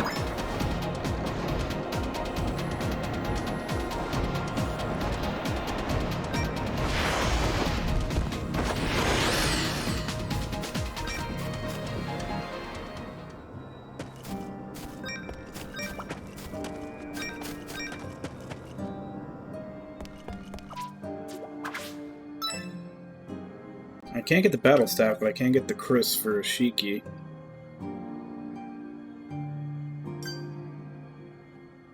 That, and honestly, 2B doesn't really... I don't really use her staff skills that much.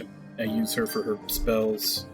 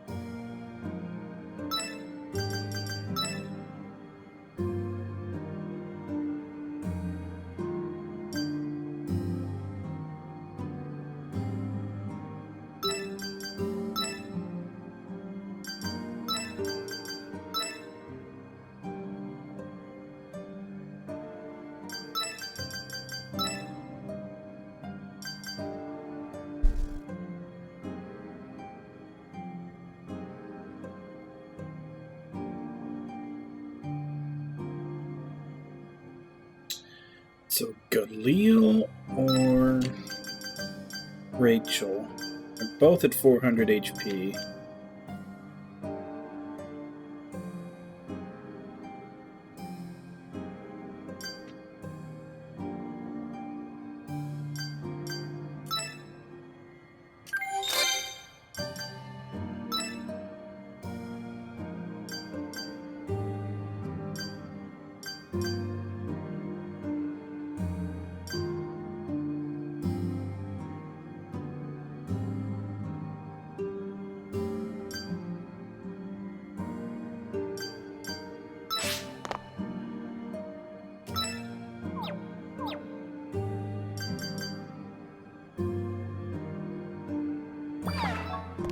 actually, I wasn't paying attention, but it's quitting time. So let's go ahead and save, and we'll deal with the giant circular thundercloud tomorrow.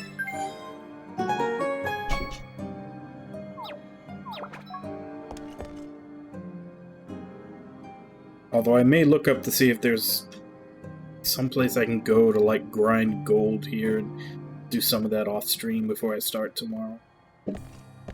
Probably just like an hour's worth at most.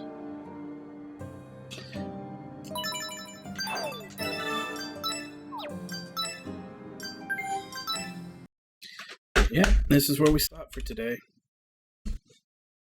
So we're off to head to the big circular thunderstorm tomorrow, which I'm guessing looks like that's where the climax of this area comes into play. And then after that we'll be in endgame. Because we're on chapter 31 out of 40. And it looks like the events in the Crystal Realm end at chapter 33.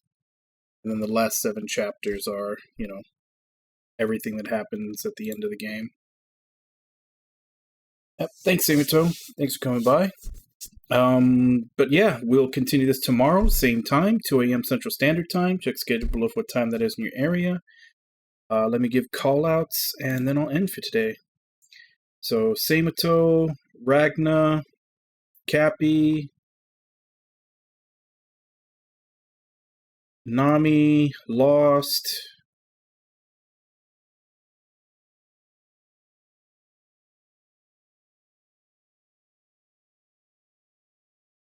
Robbie, Jigs, Herbie, Frogert. Thank you all for coming in and chatting with me while I play. Thank you, Bakusan and Lost, for the raids, and thank you to anybody else who may have been lurking and watching. It's always appreciated. As I said, we'll continue this tomorrow. Probably don't have too many more streams of this left. Looks like we're kind of powering towards the end now. There is, I think one more recruitment drive before we get to the end of the game. But it doesn't look nearly as long as some of the other ones. So, yeah, it shouldn't be too much longer. And as I said, once we're done with this, the next game is Octopath Traveler, as redeemed by Ragna. Then I have to decide what I want to play after that, which more than likely is going to be Soul Hackers 2. Unless in the event that it's a bad PC port, because I do want to get it on PC. In that case, I may have to wait a little bit for patches. But we'll see how it looks when it's released. Because I definitely probably won't be finishing Octopath before Soul Hackers is released. From what I understand, Octopath is a pretty long game. So I have a feeling I'll be finishing it with Soul Hackers being out for like a week or two. So we'll have to look at the release and see how the PC port does. But yeah. So I guess right now, let me see if I can find someone to raid.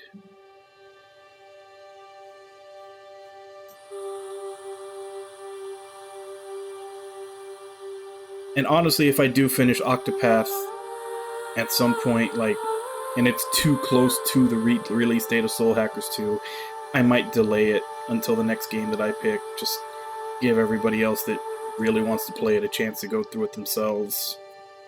I don't want anybody to feel they have to avoid the stream for spoilers. You know what? Let's go ahead and jump in on Kaz. It's like he's playing one of the 999 games, Zero Escape. So, as per usual, let's go ahead and jump in, say hi. Hope to see you all next time, and until then. Bye-bye, everybody!